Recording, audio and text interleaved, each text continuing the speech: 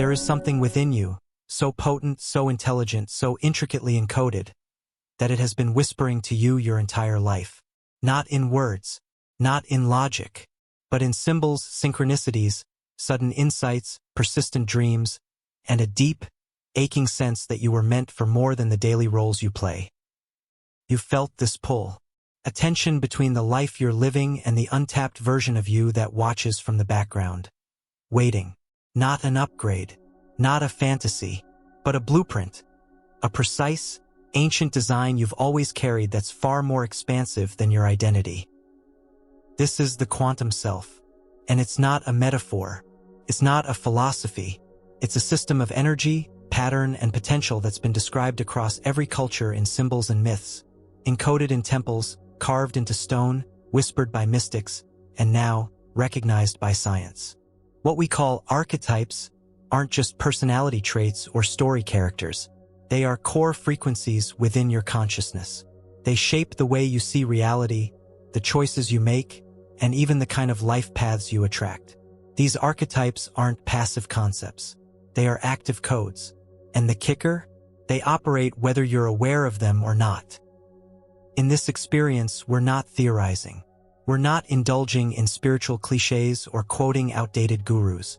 We are unlocking the forgotten fusion between ancient archetypal wisdom and quantum structure, revealing how this intersection contains the exact system that governs your potential, your perception, and your power. This is not self-help. This is self-revelation. You will meet the quantum archetypes, not as abstract ideas, but as very real forces already shaping your life. Your thoughts, your triggers, your creativity, your resistance, your purpose, your relationships, your voice.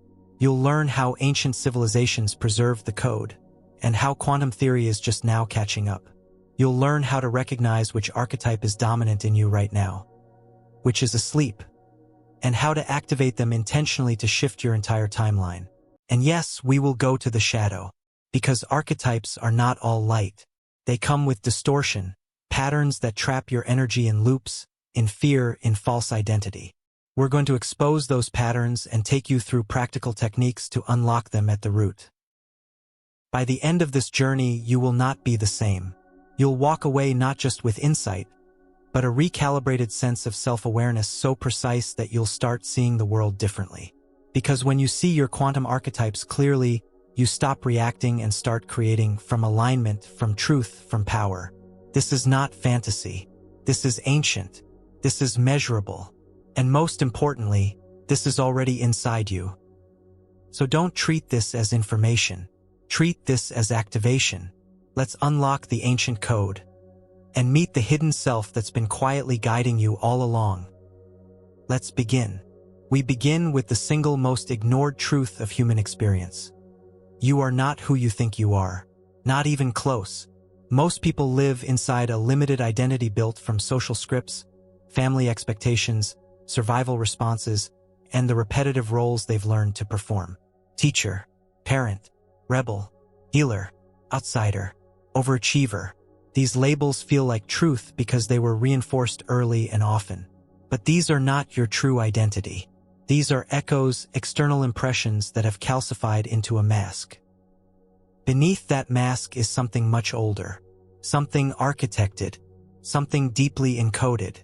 That something is what ancient cultures referred to in symbols, myths, and rituals. The multidimensional blueprint we now refer to as archetypes. But not the static archetypes you've seen in pop psychology. Not just the hero, the lover, the shadow. We're talking about dynamic energy patterns with quantum properties, frequencies of behavior and perception that organize your entire inner world like magnetic fields shaping iron filings. You are not one self. You are a symphony of archetypes, each with its own purpose, shadow, and unique way of interpreting the world. Most people only activate one or two in their lifetime. The rest, they stay dormant, walled off by fear, trauma, conditioning, and misalignment.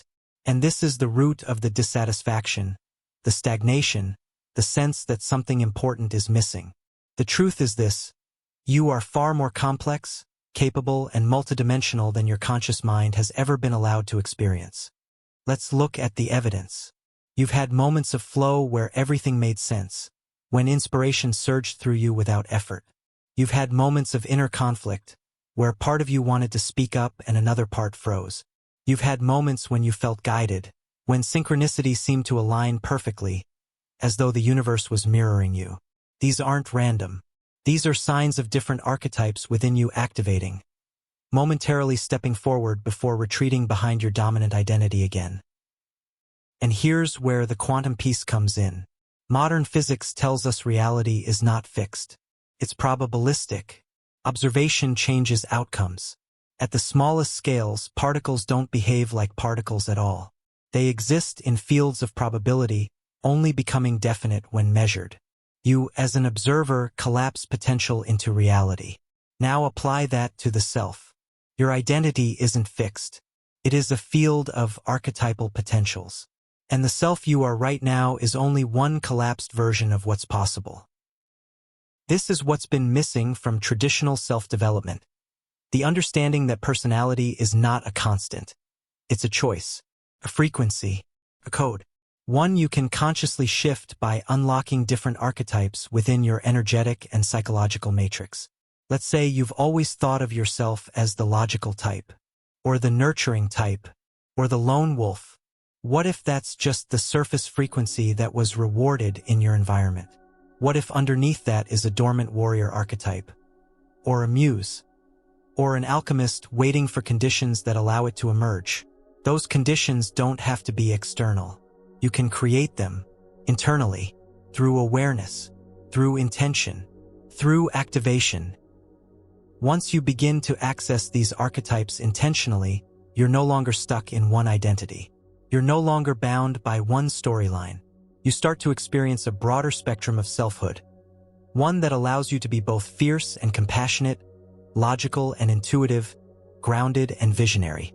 And this is when life starts to feel completely different. Relationships shift because you're no longer unconsciously projecting archetypes onto others. You're recognizing them as mirrors of your own. Work becomes more aligned because you stop trying to fit into roles that suffocate your dormant power.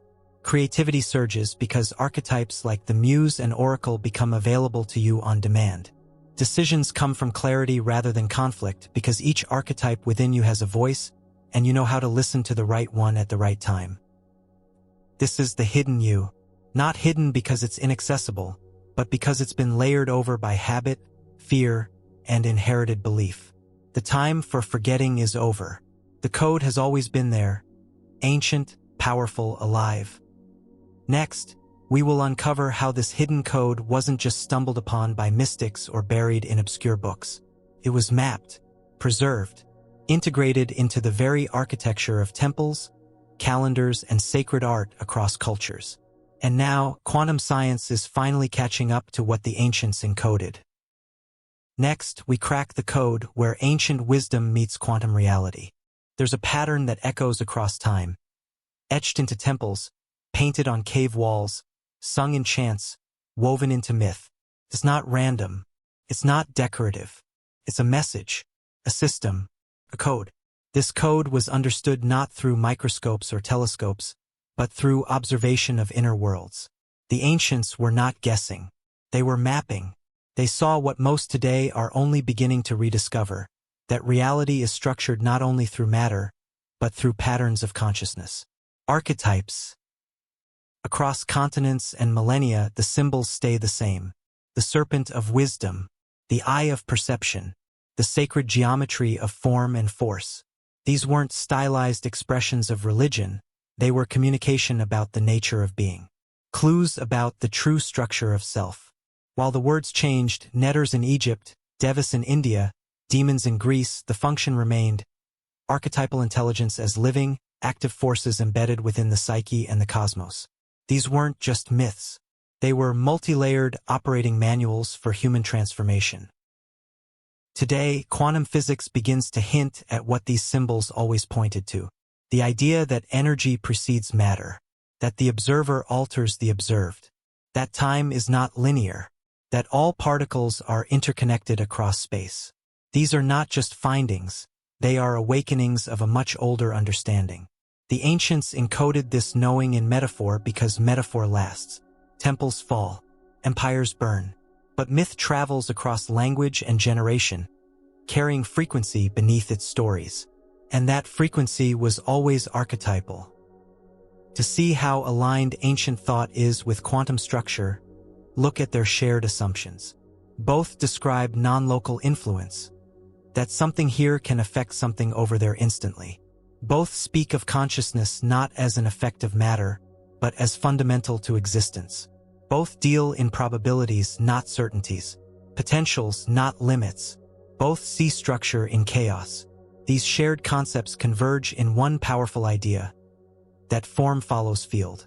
That what you think of as identity is not just built from your past, but actively shaped by the unseen archetypal patterns vibrating within your system. The ancients mapped this using symbolic systems, astrology, geometry, cosmology, myth. They didn't have electron microscopes, but they had intuitive technologies. They read the stars not to predict but to understand harmonics. They structured their temples according to planetary frequencies. They mirrored body, cosmos, and psyche in unified systems. They understood that the human being is not a machine, it is a multi-layered field of interacting archetypes. And those archetypes weren't just types of people. They were dynamic forces, teachers, shapeshifters, mirrors. They moved through you. They whispered in your dreams. They fought for control of your thoughts. They brought crises. They delivered insight. They broke and remade you if you listened. When you didn't listen, they became distortions. They looped. They turned you into your own saboteur. In quantum terms, these archetypes are frequencies, waves of potential that collapse into form based on attention and interaction. In mythic terms, they're the gods of memory, story, pattern, and perception. And they are still with us, just not in temples or scrolls. Now they hide in behaviors, in chronic emotional states, in repetitive dreams, in archetypal roles we fall into without knowing why. The rescuer, the martyr, the outsider, the visionary, the destroyer. These roles are not superficial. They're fragments of a deeper structure. They echo the original archetypes, the quantum ones that have always existed as part of the human field. And the most profound realization of all? You can change which archetype you're running. Not through positive thinking, not through willpower, through conscious interface with the deeper blueprint. That's where ancient knowledge meets quantum potential. The moment you realize these two worlds are describing the same thing, your internal code. A code not locked in fate or birth charts, but responsive to intention, energy, awareness, and resonance. So we ask, how exactly is this code embedded within you?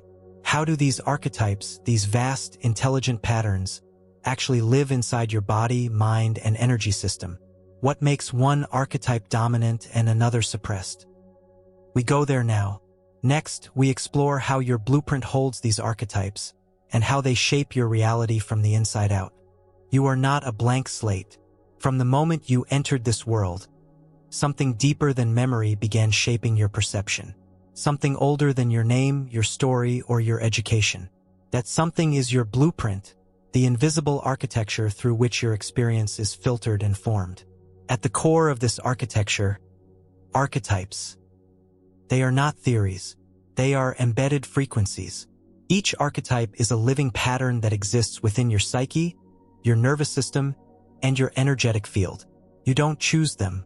They choose how to express through you until you become conscious of their influence. That's when everything changes. Let's start with the subconscious mind. Most of your behavior is not conscious. It's automatic. You walk, speak, judge, react on programs you didn't design. Those programs are built on patterns, stories, symbols, emotional scripts that your subconscious absorbed from your environment. Those patterns, they're archetypal. They tell you what role to play. They dictate whether you step forward or shrink, whether you create or destroy, whether you speak or stay silent. And they are reinforced by your body. Yes, your body is part of this blueprint. Archetypes are somatic. They don't just live in thoughts, they live in muscles, fascia, posture, breath. A collapsed chest may signal the dormant warrior. A tight throat may indicate the suppressed oracle. Locked hips may point to a silenced muse. Each part of your body holds resonance, and each tension tells a story. Your breath pattern mirrors this too. The breath of the alchemist is long, slow, intentional. The breath of the shadow-locked self is shallow, irregular, frantic. You don't think these patterns into being. You become them because an archetype is not an idea. It is a state.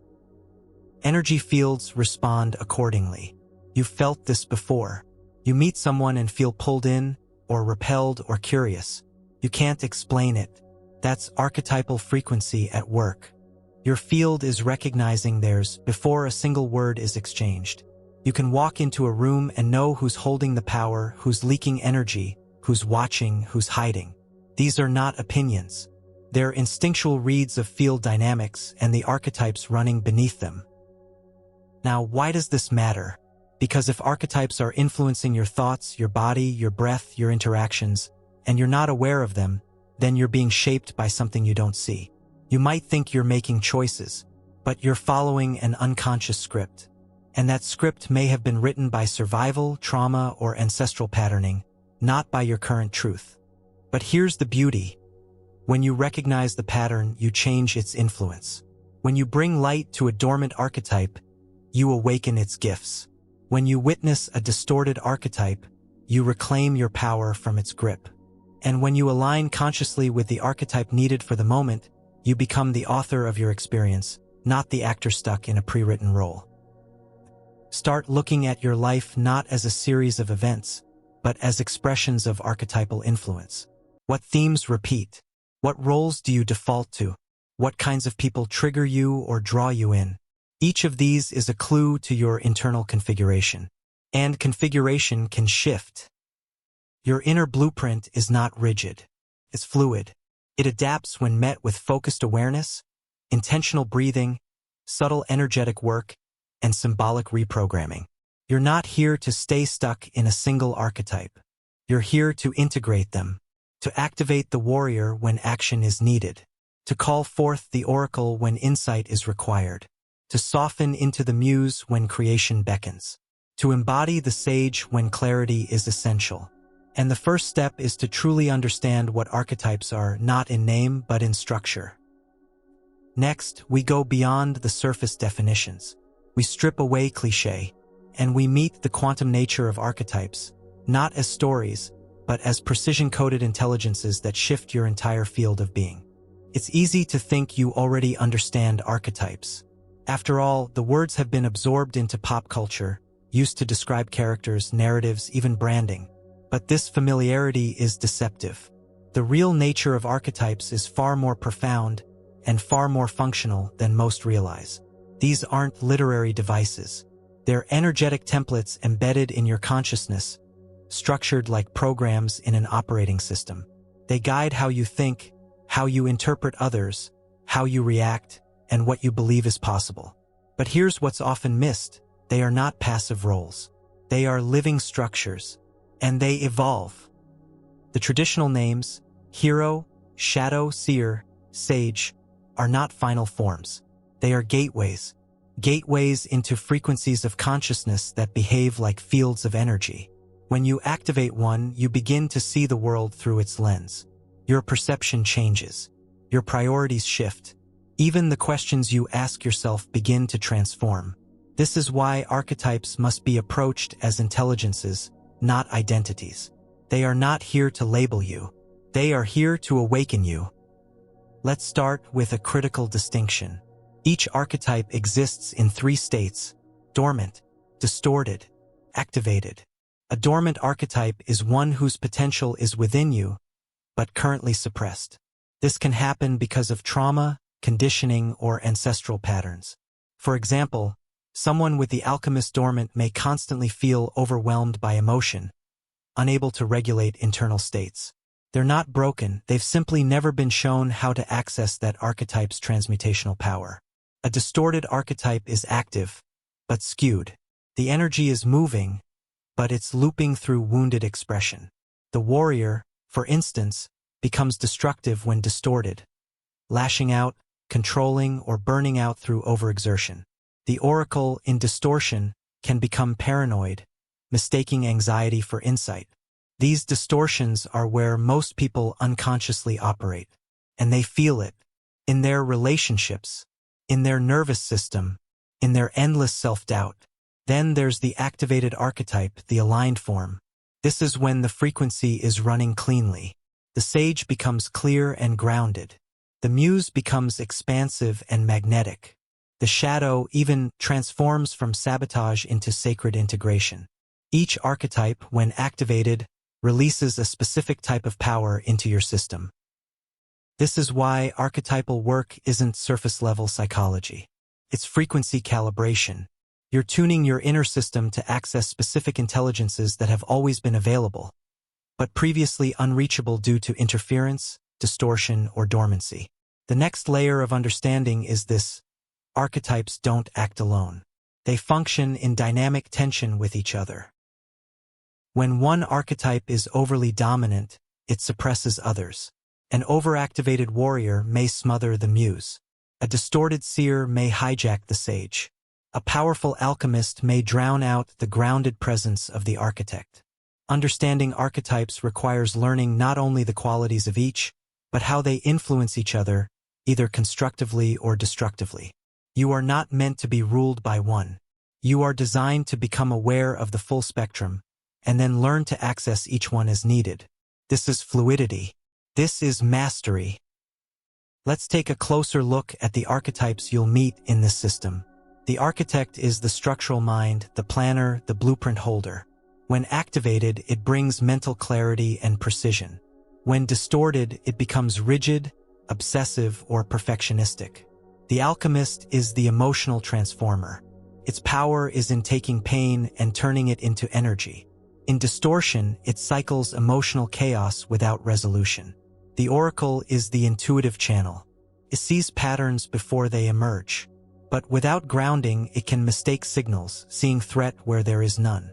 The warrior is focused, disciplined, and capable of laser-like action. In its shadow, it becomes reactive, aggressive, or burned out.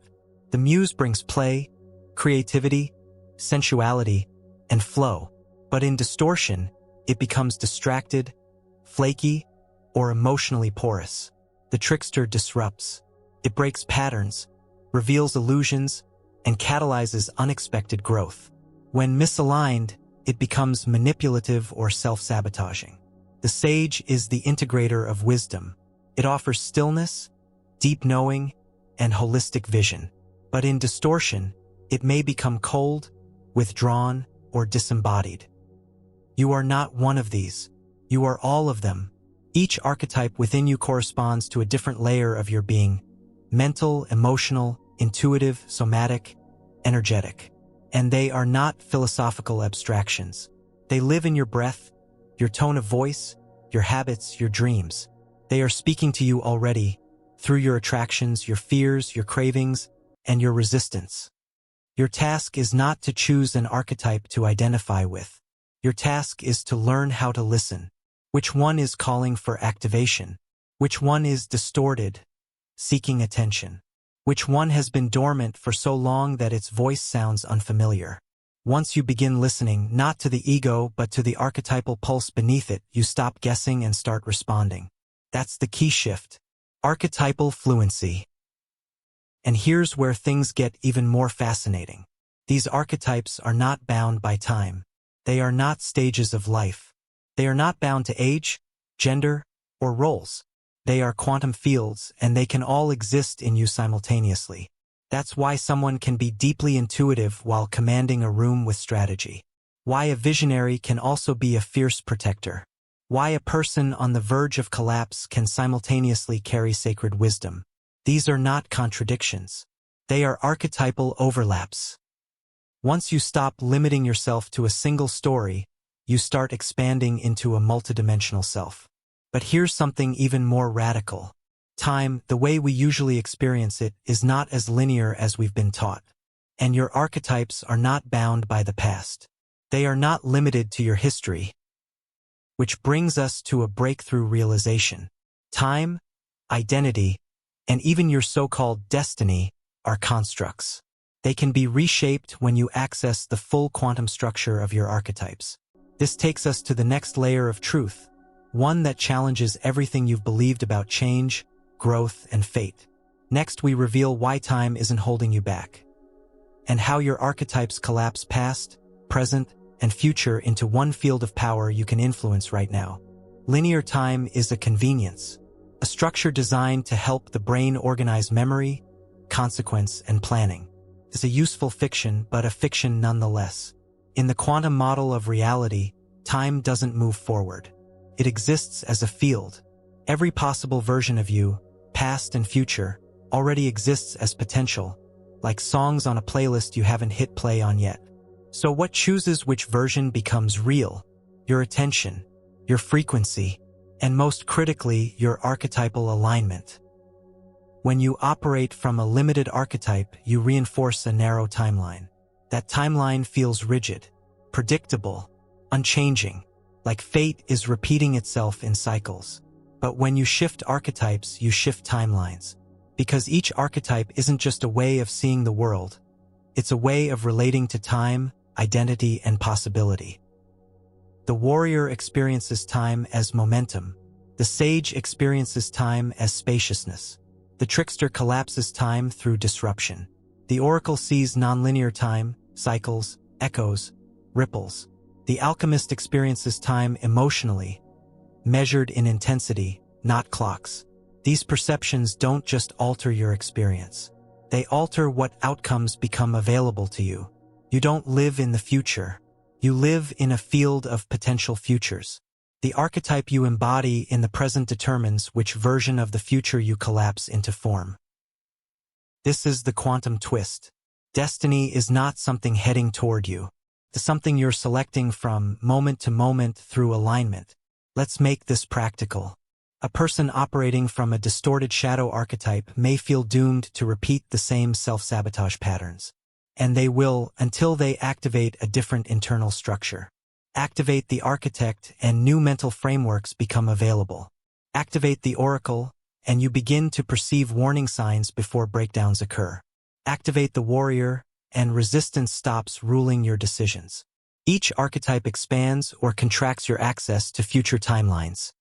This is why trying to think positive rarely works.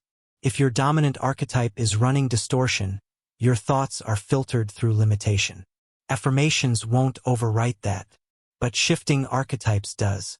Why? Because you're not changing the content, you're changing the field through which content is processed. The field is where the real power lies. You've likely felt this in peak moments. Times when you knew you were in sync, where everything aligned effortlessly. That wasn't luck. That was archetypal congruence. You were running the right archetype for that moment, and the moment responded. Now imagine doing that intentionally, not as a fluke, not as a spike of motivation, but as a repeatable, skillful inner recalibration. To do that, you must stop seeing your identity as fixed. You are not your past. You are not your trauma. You are not your role. You are a field of frequency constantly updating. And every archetype you awaken increases your range, your ability to shift perception, decision, and time. So let's destroy the illusion. Time is not a jailer. Your past does not define your path. You are not waiting for alignment, you are the creator of it. And your archetypes are the tools. Next, we reach back through the spiral of time. To the ancient civilizations who knew this, who preserved the archetypal maps not as myth but as activation codes for the quantum self. Across the ruins of once great civilizations lies a pattern too consistent to ignore. From Egypt to Mesopotamia, from the Indus Valley to the Andes, the ancients didn't just build cities. They embedded meaning into every stone, every number, every line of symmetry. They were building mirrors. Mirrors for you. Not just cultural artifacts, but archetypal structures. Symbolic frameworks designed to reflect and awaken your deeper nature. These weren't random designs. They were blueprints, activation codes. Consider the Egyptian temple complexes, the way light filters in during equinoxes, the repeating symbols, the integration of the Neteru, forces often mistaken for deities, but actually expressions of internal archetypes. Isis, the archetype of divine feminine power and creation. Osiris, the embodiment of resurrection and inner wisdom. Horus, perception and sovereignty. Each of these wasn't meant to be worshipped. They were to be activated within. The rituals weren't just for ceremony. They were structured initiations, designed to trigger archetypal awakenings in the initiate. In Vedic culture, the gods and goddesses were personified forces, just like archetypes. Shiva is not just a god, he's the trickster, the sage, and the destroyer of illusion all at once. Sarasvati is the muse. Durga is the warrior in divine form. These weren't just divine characters. They were maps to energy states within the human field. And what about the Mayans and their calendar systems? They weren't only measuring time. They were tracking archetypal cycles. Days and nights didn't just have numeric values, they had archetypal significance. They believed each day carried a specific energy signature, a pattern that shaped behavior, growth, and challenges. And they lived by those codes. These ancient people were not naive. They understood something we've forgotten, that consciousness is programmable through rhythm, symbol, and geometry. Look at their architecture. Temples, pyramids, mandalas, ziggurats, each one a visual equation. A resonance structure. They built using proportions that match planetary orbits and star alignments. Sacred geometry was not decorative. It was intentional, a language of pattern recognition, used to guide the mind beyond thought into direct resonance. And what did they encode in those sacred forms? Archetypes. Why does this matter now? Because you are not just the inheritor of their DNA. You are the inheritor of their maps. The archetypal structures they preserved weren't just historical relics. They're still functional, still active, still accessible. You just haven't been taught to read them, but your subconscious remembers. That's why certain symbols trigger something in you. The spiral, the eye, the trident, the Ouroboros. They bypass the rational mind and speak directly to your blueprint. Now we're seeing this reemerge through technology. Fractals, holograms, sacred math, cymatics. These aren't just scientific curiosities. They're rediscoveries of what the ancients tried to preserve. The code that governs consciousness is not linear. It's geometric. Archetypes aren't just energies, they are patterned fields. And sacred geometry is their original interface. This is why temples, yantras, and labyrinths exist in so many cultures. They're all tools for aligning inner energy with archetypal resonance. And they weren't designed for the elite. They were for anyone ready to awaken. It's no accident that people feel something when they stand at the base of a pyramid or trace a labyrinth's path. These structures are not dead stone. They are living interfaces. They hold a field, created by intention, geometry, and alignment with natural law. And those fields awaken what already lives in you. When you recognize this, history changes. It's not a list of dates and dynasties. It becomes a mirror. It shows you that the archetypes within you are ancient, and that their activation is the missing link between spiritual intuition and scientific structure. You don't need to travel to ancient sites to access these codes. They're not external destinations. They are internal templates, waiting to be remembered. But to activate them, you need a key. That key is symbolic language. And that language is not spoken, it is seen, felt, experienced. Next, we explore how symbols, sigils, and sacred geometry form the core interface of your archetypal system, and how you can begin using them to unlock your quantum potential. Language is not limited to words. In fact, the most potent languages bypass words entirely. They speak directly to your subconscious, to your energy body, to the archetypes sleeping in your inner architecture. These languages are composed of symbols, sigils, and sacred forms. They don't just represent meaning. They carry it. They encode frequency into shape, making consciousness tangible and transformation replicable. This is why ancient symbols still affect people today. This is why the Eye of Horus evokes power, why the flower of life feels familiar, why mandalas create meditative stillness. These shapes aren't aesthetic, they're frequency containers. They hold archetypal resonance. And when you engage with them consciously, they act like keys, unlocking dormant aspects of your being.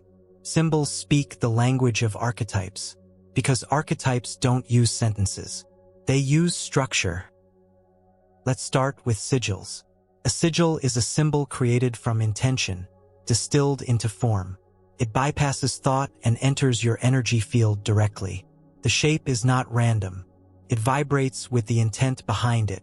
When you focus on a sigil, you're not reading it. You're feeling it. That's the point. Think of it like this. If intention is a command, a sigil is the delivery system. You're not asking the universe to help you. You're speaking directly to the archetypal software inside you. Then there's sacred geometry, patterns that occur naturally in creation, in galaxies, in shells, in flowers, and in your DNA. The golden ratio, the Fibonacci spiral, the seed of life. These aren't just natural phenomena, they're archetypal maps. They represent balance, growth, expansion, and coherence. When you meditate on these forms, your system begins to entrain to those principles. It's like tuning an instrument. The symbol carries the frequency. Your field responds. You don't need to understand it logically. Your system understands it energetically. Now consider mandalas. They're used across cultures for one reason. They stabilize the psyche. A mandala is not just pretty art. It's an energy field that mirrors the structure of the self, centered, balanced, and whole. That's why Tibetan monks create them as a spiritual discipline. That's why Carl Jung saw them emerge in the dreams of his patients when integration was occurring. Mandalas are not drawings. They are mirrors, and they're used to awaken archetypal harmony. These symbols and forms are more than visual tools. They're access points, keys. They give you a way to interface with your archetypes intentionally, not just reactively. When you draw a sigil, you're calling forth an archetype. When you sit inside a circle of sacred geometry, you're aligning your energy field. When you trace a symbol onto your skin or wear it with awareness, you are transmitting a frequency. This is not superstition. It's symbolic technology. And it's everywhere. Brands use it. Governments use it. Secret societies have always used it. Because it works. You've been interacting with symbols your whole life. Most of the time unconsciously. Now it's time to reverse that. You can use symbolic language not to control others, but to liberate yourself. The key is to engage with it consciously. Start by choosing a symbol that speaks to you. Don't analyze. Feel. Place it where you can see it daily. Breathe with it. Focus on it before sleep. Let it speak back. You're not forcing meaning onto it. You're allowing a frequency to unfold. This begins to create a dialogue, not with your rational mind, but with your archetypal intelligence. As this connection deepens, you'll begin to notice something remarkable. Synchronicities increase. Dreams become more vivid. Decisions become clearer. Why? Because you've begun to activate the symbolic channel that archetypes use to communicate. You've entered the symbolic operating system of your consciousness. This is not about belief. It's about resonance. Symbols either resonate or they don't. When they do, you'll feel it in your body, a subtle alignment, a sense of memory, a rising energy. When that happens, the key has fit the lock. And something is awakening. Now that you've begun to unlock the symbolic interface, you're ready to meet the archetypes themselves. Not as ideas, but as energetic beings that shape your choices, your emotions, and your entire inner world. Next, you meet the core 7 quantum archetypes and learn how they've been running your life from behind the curtain. You've now seen how ancient symbols, geometry, and intention activate deeper layers of self. But what exactly are these archetypes you've been unlocking? It's time to step beyond metaphor and into structure. These aren't vague personality types. They are precise energetic frequencies that form the backbone of your decision-making, your emotional range, your creativity, and even your sense of identity. These archetypes are not passive, they're active forces, functioning like internal characters that influence your entire energetic system. And there are 7 core ones you need to meet. Each one holds power. Each one holds purpose, and each one contains both light and distortion. Let's begin with the architect. This archetype governs structure. It is the builder, the designer, the planner. In its activated state, the architect creates mental clarity and systemic coherence. It helps you make grounded decisions, build visions into reality, and align your internal framework with external results. But in distortion, the architect becomes rigid, obsessed with control, addicted to perfectionism, unable to adapt. It stifles growth under the illusion of stability. You'll feel the architect in action when you map out goals, build strategies, or organize your thoughts into clear systems. But if you find yourself trapped in overthinking, caught in mental loops, or paralyzed by needing everything to be just right, you're dealing with the distorted form. Next is the alchemist. This archetype is emotional fire. It transforms pain into power. It governs your ability to transmute negative experiences, release stored trauma, and refine your inner world. Activated, the alchemist helps you move through emotional chaos with clarity. It metabolizes grief into growth, shame into strength. Distorted, it loops through old wounds, creating drama, obsession, or emotional volatility. It resists integration and feeds on emotional intensity without direction. You know the alchemist is present when a painful event becomes fuel for deeper wisdom. But if you're constantly reliving the same emotional story, without shift, you're caught in its shadow. Then there's the oracle. This is your intuition, your pattern recognition, the visionary inside you that perceives beyond the senses. The oracle receives symbolic downloads, makes connections others miss, and speaks through dreams, art, and inner knowing. When activated, the oracle sees what's coming before it arrives, tunes into the unseen and communicates with clarity. Distorted, the oracle becomes paranoid. It misreads signals. It confuses intuition with anxiety. It mistrusts others and disconnects from grounded logic. You'll recognize the oracle when ideas arrive fully formed, before your conscious mind has caught up. But if you're overwhelmed by endless signs and uncertainty, its distortion is in control. Now we meet the warrior. This is the archetype of focus, drive, protection, and execution. It creates boundaries, moves energy into action, and brings sharp clarity to intention. In activation, the warrior gets things done with discipline and direction.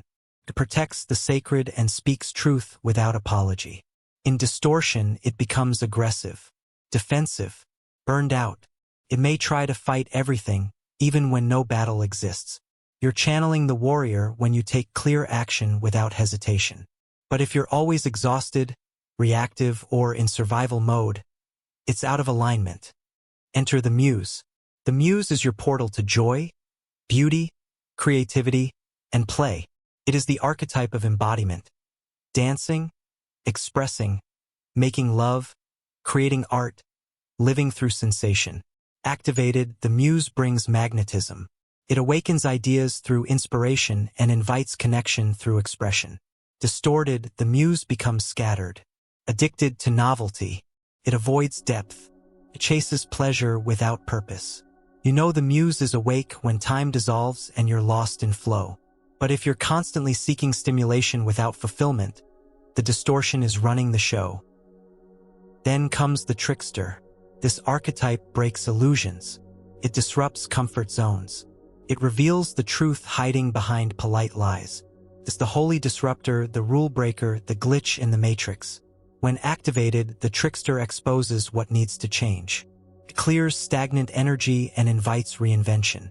In distortion, it becomes manipulative. It hides behind sarcasm.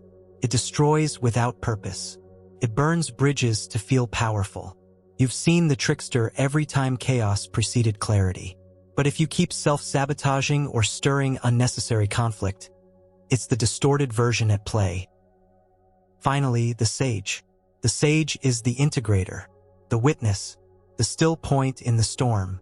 It holds wisdom, balance, neutrality, and deep perspective. It sees beyond sides and seeks alignment with universal truth.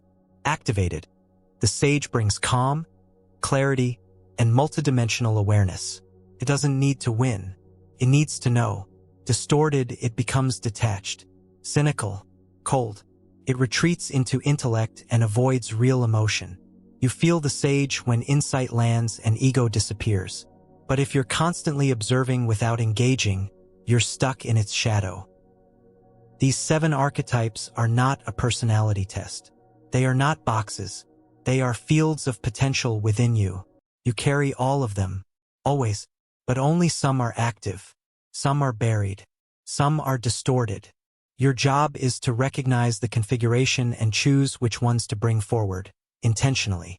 This is archetypal agility. So now ask, which of these have you suppressed? Which are running the show? Which ones terrify you? The answers are the beginning of your reconfiguration. Because once you understand which archetypes are shaping your thoughts, your choices, your voice, you can start to change the source code of your life. And speaking of source code, there's one archetype that lays the foundation for all others. It doesn't shout. It doesn't seek the spotlight. But it's always working, always building, quietly dictating the architecture of your entire reality. Next, you meet the architect, the master coder of your inner world. The architect isn't flashy. It's not dramatic. It's not seductive like the muse or visionary like the oracle. But it's foundational. It holds the blueprint for how your mind is structured. Your beliefs, your logic, your internal rules. And whether you realize it or not, the architect is running the systems you live by. Every belief you hold is a design choice. Whether it's I have to work hard to deserve rest, or people always leave, or I can't trust my voice. These aren't truths. They are structural decisions made long ago by your inner architect.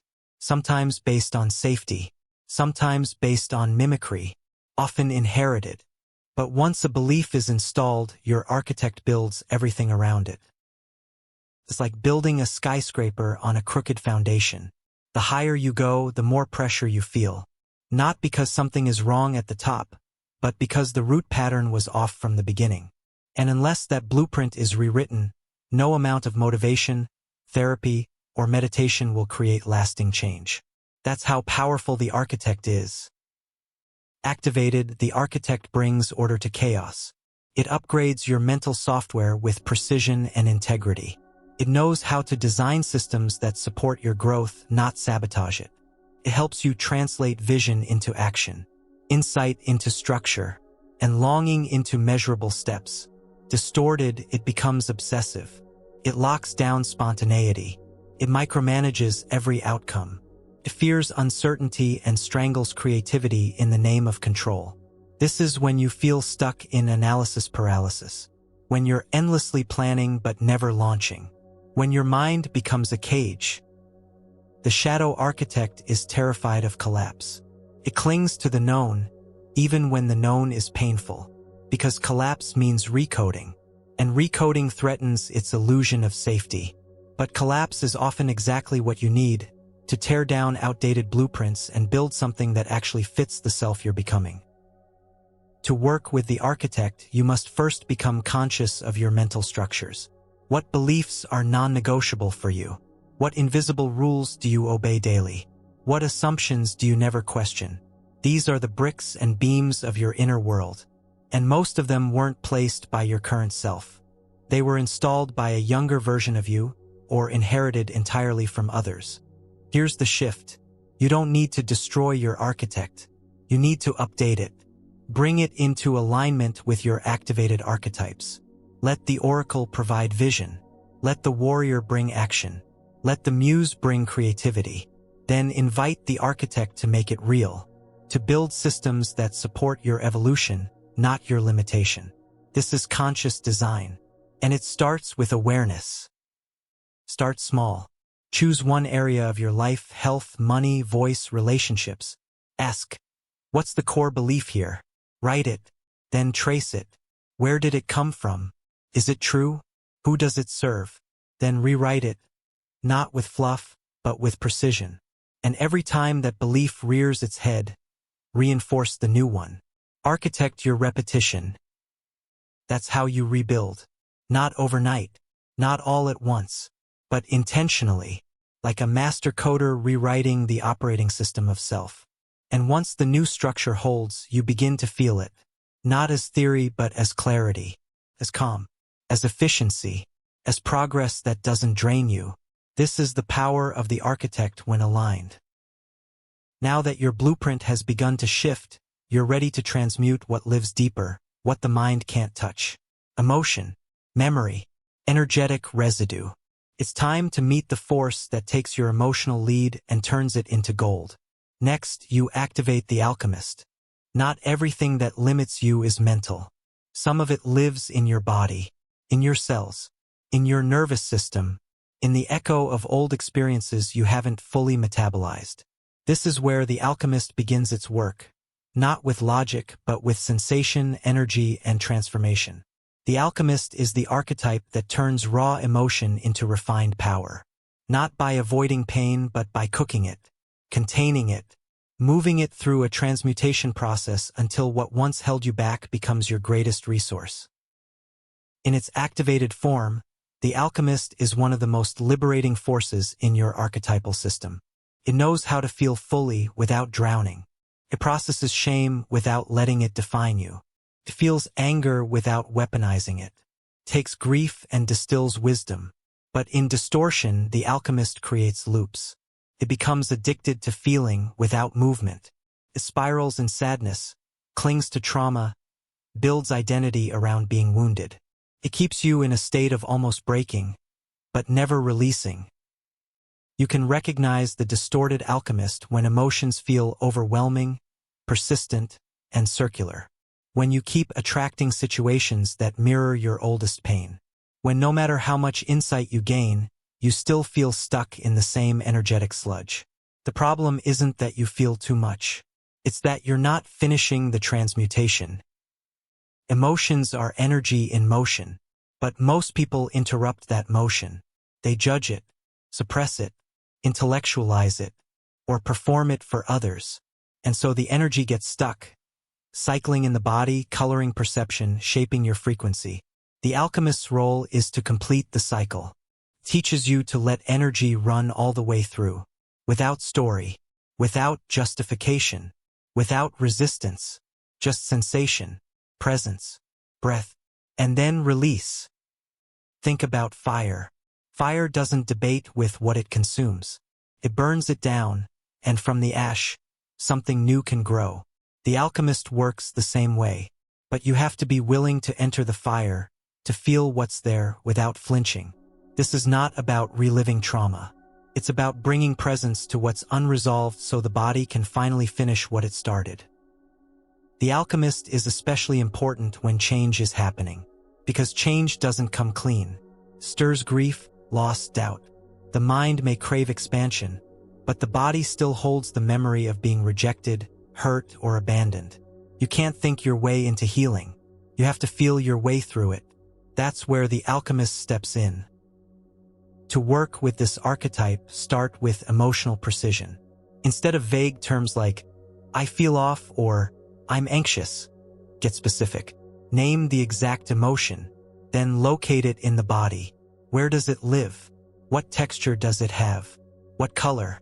What movement? This brings awareness out of narrative and into embodiment. Next, create a container. The alchemist doesn't do its work in chaos. It needs structure, ritual, intention. This can be as simple as setting a timer, sitting with the emotion, and breathing deeply into the sensation without needing it to change. Or using breathwork, sound, or movement to let the energy rise, peak, and release. The alchemist's mantra is this: nothing is wasted. Every wound can become fuel. Every trigger is a signal. Every emotion is a message. Not to be analyzed, but to be alchemized. This process refines you, not by removing what's hard, but by integrating it so deeply that it becomes part of your power. When your sadness becomes your empathy. When your anger becomes your boundary. When your fear becomes your clarity, you know the alchemist is awake. And when that happens, your energy becomes magnetic. Not because you're pretending to be positive, but because you're coherent, whole, unhidden. People feel the difference. You feel the difference. You're no longer fighting your emotional reality. You're flowing with it, transforming it, and using it. This is emotional mastery, not by force, but by alchemy. Now, once the alchemist has begun to clear the emotional field, something opens. A space. And in that space, something begins to speak. Not from the mind, not from logic, but from a deeper knowing. It doesn't speak in words, it arrives as a vision, as insight, as certainty without explanation. Next, we awaken that voice, the oracle. There's a part of you that sees through time. It doesn't operate through logic. It doesn't follow cause and effect. It speaks in symbols, sensations, unexplainable certainty. This is the oracle, the archetype of foresight, pattern recognition, and intuitive knowing. And it's not mystical fantasy. It's your most advanced processing system, an intelligence that pulls from the quantum field and returns data in the form of inner truth. Most people access the oracle sporadically, through dreams, gut feelings, flashes of clarity. But they don't trust it. They second guess. They demand proof. They override it with rationality. And so it quiets, not because it's gone, but because it has been ignored too many times. The oracle is not here to convince you. It doesn't argue. It whispers. And if you don't listen, it will stop speaking clearly, until something in your life collapses. And you realize it warned you all along. When activated, the oracle is astonishingly clear. It shows you not what might happen, but what wants to happen through you. It's the part of you that knows when to walk away, even when everything looks good on paper. It's the part of you that sees the pattern under the problem, the invitation under the crisis, the opening under the obstacle. And when you follow it, life responds. Paths open, people appear, resources align, because the oracle tunes you into your most coherent timeline. In distortion, however, it becomes chaotic. It floods you with information you can't organize. It turns every coincidence into a sign, every dream into a warning. You become overwhelmed, disconnected from grounded action. This is what happens when the oracle is awake but unanchored. The gift becomes noise. The clarity becomes confusion. The key is integration. The oracle must not operate alone. It needs the architect to help structure what it sees. It needs the warrior to take action on what it senses. It needs the sage to discern what's real. This is how intuitive intelligence becomes practical power. To activate the oracle, you must first create space. The oracle doesn't speak over your to-do list. It emerges in silence, in stillness, in liminal space. That moment just before sleep. That breath between thoughts. That walk where you forget your destination. This is where visions come, but only if you're willing to receive instead of search. Second, you must track the patterns. The oracle speaks through rhythm. Pay attention to recurring dreams, recurring symbols, recurring numbers, recurring emotional tones. These are messages not random but patterned. Your subconscious is trying to communicate. Your job is to notice, and then, without overanalyzing, respond. The more you respond, the stronger the channel becomes. You build trust. The oracle starts sending clearer signals because now it knows you're listening. And soon, decisions feel effortless. You know which door to walk through, even if it doesn't make sense. You know when something is off, even if it looks good. You know where your energy belongs and where it doesn't. This is not magic. It's inner technology, and it belongs to you. You were designed to see beyond now. You were built to navigate time like a river, not a road, but only when the oracle is aligned. Once this archetype is awake, something powerful begins to shift. You stop chasing answers and start tuning into truth. You stop asking others what you should do and start consulting the wisdom already moving through you. And when you trust that wisdom, your confidence isn't performative, it's rooted. Now that the oracle has shown you what's possible, what happens when something tries to stop you? What happens when you're clear, but the world pushes back? You don't shrink. You don't collapse. You call forward a force of precision, strength, and unwavering commitment. Next, we awaken the warrior. Clarity without action is impotence. You can know your truth. You can feel your alignment. You can receive the clearest intuitive guidance imaginable. But none of it will matter if you don't act. This is where the warrior enters. Not with blind aggression, not with mindless domination, but with sacred precision.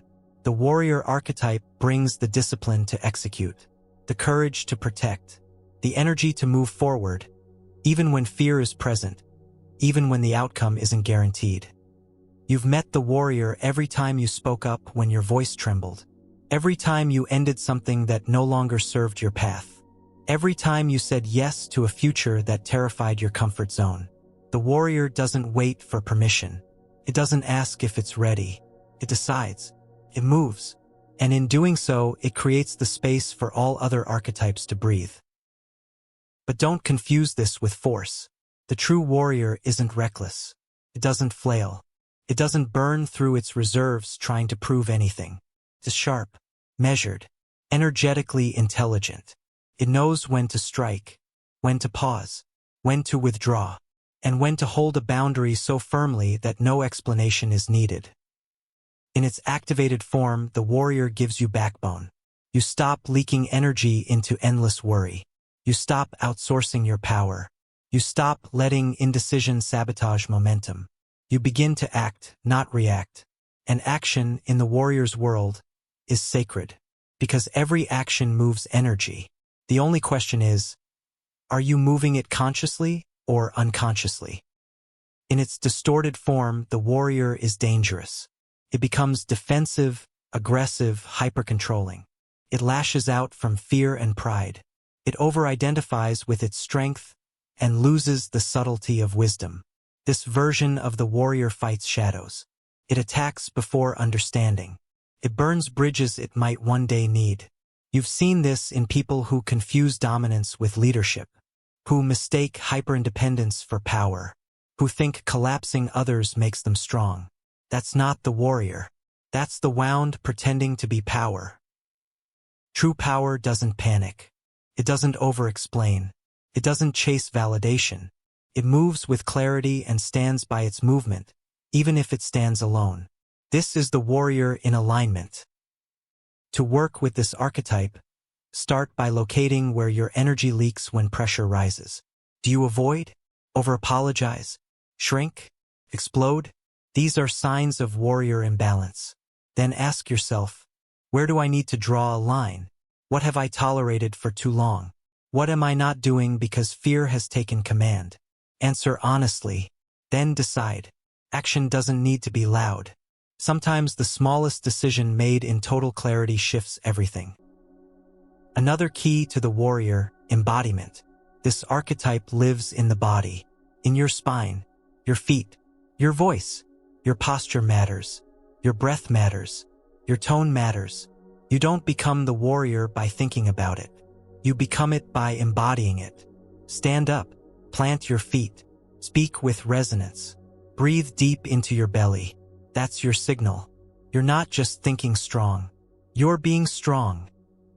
And the warrior doesn't just fight for you. It fights for others.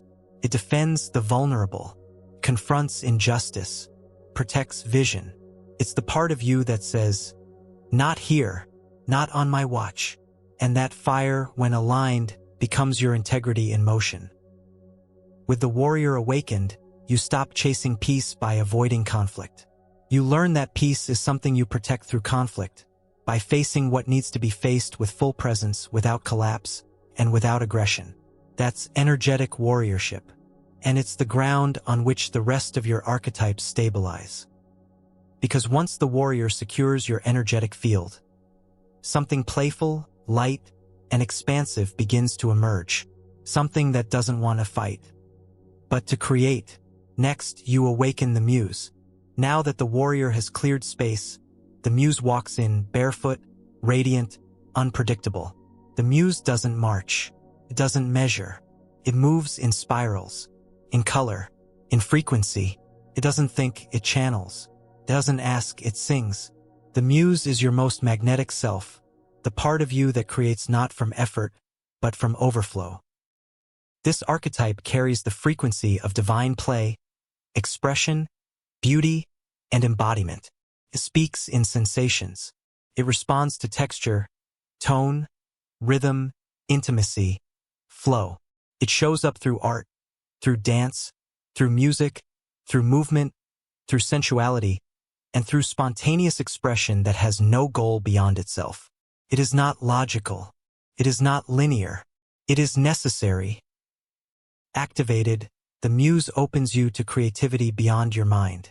It allows you to become a vessel, not a producer, not a strategist, a channel of emotion, of insight, of energy. You've felt this when time disappears while you're painting, writing, moving, building, dreaming. When something flows through you so clearly, you forget who you are and remember who you've always been. That's the muse. In distortion, though, the muse becomes erratic. It seeks stimulation without depth, confuses chaos with freedom.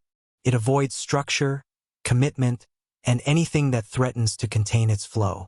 You'll know this distortion when you keep starting but never finishing, when you need constant novelty to feel alive, when you mistake distraction for inspiration. The key to awakening the muse is to invite her, without demanding performance. You don't force the muse. You seduce her, with presence, with beauty, with space. To activate this archetype, ask yourself, when was the last time you created something purely for joy? When was the last time you moved your body not to perform but to feel? When was the last time you followed a thread of curiosity with no outcome in mind? That's where the muse lives, and she's starving for your attention. You don't need a canvas to access her. You need presence. You need to stop rushing. You need to stop treating life like a checklist, because the muse doesn't enter when you finish your work. She enters when you become your work. Dress differently. Speak differently. Add poetry to your rhythm. Let silence last longer. Let color matter again. This isn't indulgence. This is activation. The muse expands your energetic field, and that expansion opens new creative timelines. She doesn't create what's useful. She creates what's alive. And aliveness always creates value. With the muse active, your communication changes. Your relationships open. Your creativity expands. Your energy becomes magnetic. People don't know why they feel drawn to you. It's because you've stopped broadcasting need and started radiating frequency. This is creation in its purest form, not to solve, but to saturate reality with presence. But creativity stirs something else. It disrupts what was stable. It pulls on the threads of what no longer fits. It shakes the system, and when the system shakes, a different force appears. Unruly, unapologetic, mischievous, necessary. Next, you meet the trickster. Creation disturbs. Every act of expression rattles what's settled. And when things begin to shift, the trickster arrives, not as a villain, but as the holy disruptor. The trickster archetype doesn't play by your rules. It doesn't care about your 5-year plan, your comfort zone, or your ego's fragile narratives. It exists for one purpose: to expose illusions and rewire patterns through chaos. You can't control the trickster. You can only understand its role. It doesn't destroy to punish. It destroys to liberate. It's the lightning bolt that strikes the tower, the glitch in the matrix that breaks you out of routine, the sudden mistake that reveals the truth.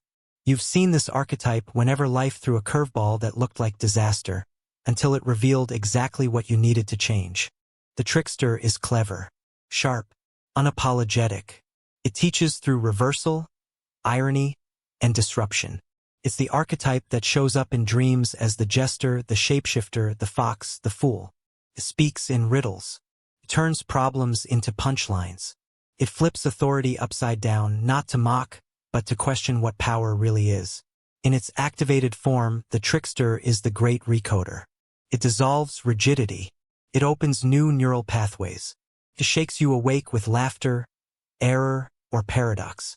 You begin to find truth not in perfection, but in contradiction. Not in control, but in adaptability.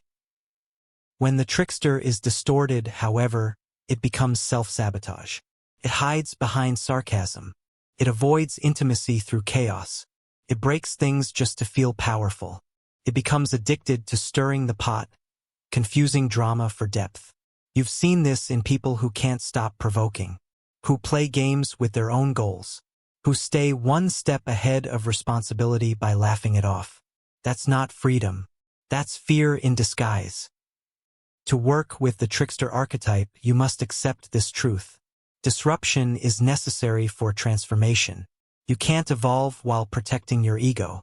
You can't rewire your system without shaking it first. And that's where the trickster shines.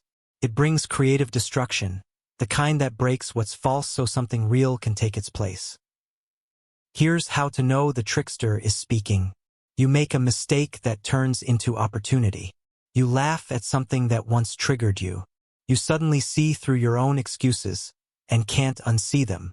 Or your life unravels just enough to show you what was holding it together was never truth, only habit.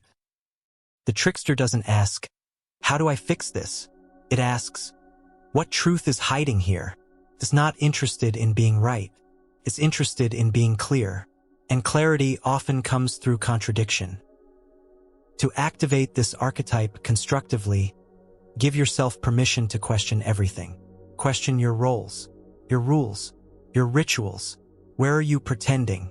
Where are you hiding behind productivity? Where are you calling something a goal when it's really a distraction? Trickster questions aren't comfortable, but they are precise. They open cracks, and through those cracks, the light gets in. One of the most powerful practices for invoking the trickster is creative inversion. Flip your perspective completely. Ask yourself, if I were trying to fail, what would I do? If I were afraid of succeeding, how would I sabotage this? If I believed the opposite of my current truth, what might that reveal? These are not jokes. They're strategic disruptions. They shake loose hidden attachments and bring unconscious motives into the light. The trickster doesn't fix. It exposes. It doesn't build. It breaks patterns. And once those patterns break, your system reorganizes. You become more flexible, more honest, less performative, less attached to roles that don't serve your truth. And what emerges next is clarity, not from control but from liberation. Because after chaos comes integration, and the one who arrives to gather the pieces is the sage. The sage doesn't rush. It doesn't react. It watches, waits, listens, and when it speaks, you feel it, not just in your mind but in your bones. The sage archetype is the keeper of deep wisdom, non-dual clarity, and cross-dimensional insight. It doesn't seek attention. It seeks alignment. It exists to witness the full pattern and help you integrate what all other archetypes are too close to see. The sage is the calm after the storm. It comes once the alchemist has processed pain, once the oracle has offered vision, once the trickster has cleared illusion, once the warrior has protected space, once the muse has expressed, and the architect has built.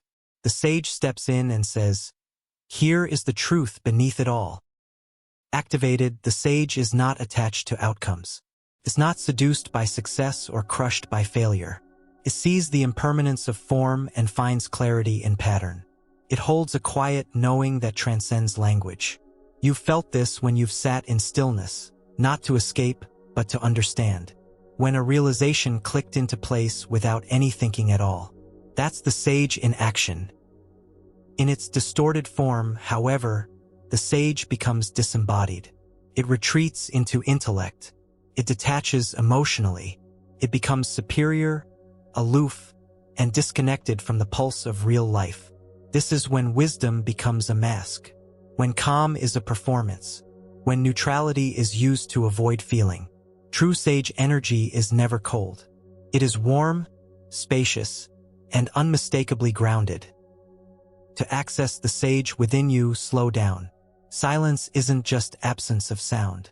It's presence without noise. In that silence, ask, what part of me is forcing? What part is pretending? What part is ready to let go? The sage doesn't fix, it reveals. It offers insight that can't be argued with because it's not opinion. It's recognition. The sage helps you synthesize all your archetypal experiences. It shows you the thread, the lesson, the coherence. And in doing so, it ends the cycle of repetition. You stop looping. You start evolving. Because now you're moving not from emotion, but from integration. Sage wisdom doesn't come from age. It comes from presence. You become the sage not when you've read enough, but when you've listened enough. To yourself, to your patterns, to what life has been trying to teach you all along. The sage also connects you to time beyond time. It doesn't just look backward or forward, it stands outside the timeline entirely. From this vantage, all your past versions are visible. All your future possibilities are accessible. The sage helps you forgive who you were, trust who you are, and hold space for who you're becoming. And most importantly, it teaches you neutrality. Not the kind that disconnects, but the kind that liberates. You no longer need things to go your way to feel okay. You don't resist failure or chase validation. You witness, you learn, you align. And from that space, you begin to make choices that ripple with precision. The sage doesn't take sides. It takes responsibility. It doesn't speak to be heard. It speaks to transmit. And when it does, everything unnecessary falls away. With the sage integrated, you stop being ruled by reaction. You begin to operate from center. And this changes everything. Because now, you're not just channeling archetypes one at a time. You're orchestrating them, balancing their energies, hearing their voices without being consumed by any single one. This is the beginning of archetypal maturity. But even with maturity, one truth remains. Every light casts a shadow. And the next layer of mastery begins by facing what happens when your archetypes go unconscious and start running the show without your permission. Next, we reveal the nature of archetypal shadow. Every archetype has power, but power left in the dark doesn't disappear. It distorts. That's the shadow. Not evil, not wrong, not something to fear, but something that, if left unconscious, begins to shape your reality without your consent. Shadow isn't just trauma. It's any archetypal energy that's active without your awareness. You don't have to believe in the shadow for it to impact you. You only have to ignore it, and it will work in silence, twisting your relationships, blocking your growth, attracting the very things you say you don't want. Because somewhere inside, that unacknowledged archetype is still trying to speak. Through projection, through sabotage, through repetition. Each archetype, when unconscious, produces a very specific kind of distortion. The architect in shadow becomes a control freak, overplanning, overthinking, micromanaging every moment in fear of collapse. The alchemist becomes emotionally chaotic, getting stuck in loops of self-pity, drama, or endless healing with no integration. The oracle becomes paranoid, seeing signals everywhere, but unable to trust what's true. The warrior turns into a bully, fighting everything, trusting no one, living in survival mode even when safe. The muse hides behind performance, seeking validation instead of creating from truth. The trickster becomes destructive, sabotaging potential just to feel some sense of control. The sage detaches, using intellect to disconnect from feeling, watching life instead of living it. These distortions don't show up as dramatic breakdowns. They show up as subtle patterns. Always dating the same kind of person. Always doubting yourself at the last minute. Always attracting resistance right before a breakthrough. Always shifting goals before completion. These aren't coincidences. They're archetypes in shadow, looping without light. Why does this happen? Because consciousness is layered. What you repress doesn't vanish. It gets stored in the body, in the subconscious, in your energetic field. And from there, it keeps trying to complete its story. But when it's left unacknowledged, it can only express through distortion. Creates contrast, hoping you'll finally stop and ask, where is this really coming from? Shadow isn't trying to destroy you. It's trying to get your attention. It says, see this, integrate this, own this, so I don't have to act it out anymore. But that integration only begins when you stop resisting what's uncomfortable to see. You can't bypass this work. You can't chant your way out of it. You have to get honest. Start by asking, which part of me am I trying to hide? Which archetype feels unsafe to activate? Which one makes me uncomfortable in others because it lives unexpressed in me? This is where shadow begins to dissolve, not by being eliminated, but by being seen. The moment you witness a shadow, you reclaim its energy. That energy then becomes available not as distortion but as resource. The same force that was sabotaging becomes fuel for clarity, depth, and maturity. That's the process. Awareness, ownership, alchemy, alignment. This is the real shadow work. Not endlessly reliving the wound, but reclaiming the archetype beneath it. But here's something even deeper. Shadow isn't always from this version of you. Sometimes what you carry doesn't begin in this lifetime. Your fears, your loops, your imbalances may actually be coming from alternate versions of yourself, timelines where these archetypes played out differently and their energy never integrated. That's not theory. It's a core principle of the quantum field. You are not just one self. You are an intersection of selves, many of which are still influencing your present moment through unresolved energy. You don't have to live out all their patterns, but you do need to acknowledge their presence. Next, we go deeper into this quantum truth and uncover how you are linked to every version of yourself across time and how alignment begins by integrating those entangled archetypal echoes. You've probably felt it without understanding why. The sense that a version of you is still stuck in the past. That some other self is living out a different story, one you almost chose. That who you were is still echoing inside who you are. That's not a metaphor. It's quantum entanglement. And it's happening within your own consciousness. In quantum physics, entanglement refers to particles that are connected, no matter how far apart they are. Change one and the other responds instantly. You're not a particle. You're a field. But that same principle applies. Your different selves, past, future, alternate, are not isolated. They're connected. Energetically, archetypally, and experientially. They are running simultaneously, interacting with each other, influencing what you feel, attract, and choose. This is why you can feel held back by decisions you didn't make. Why old stories resurface, even when you've moved on. Why you dream of lives you've never lived, but somehow feel real. Because they are real. Not in the material sense, but in the field. And the archetypes that define those versions of you are still active, still entangled, still pulsing within your system. Some versions of you chose fear. Some chose silence. Some never forgave. Some never awakened. And you're carrying their weight. But you don't have to. You're not here to live every story. You're here to become the version of you that integrates them all and reclaims your authority to choose which reality becomes form. This is where archetypal awareness becomes multidimensional. You stop asking, why am I like this?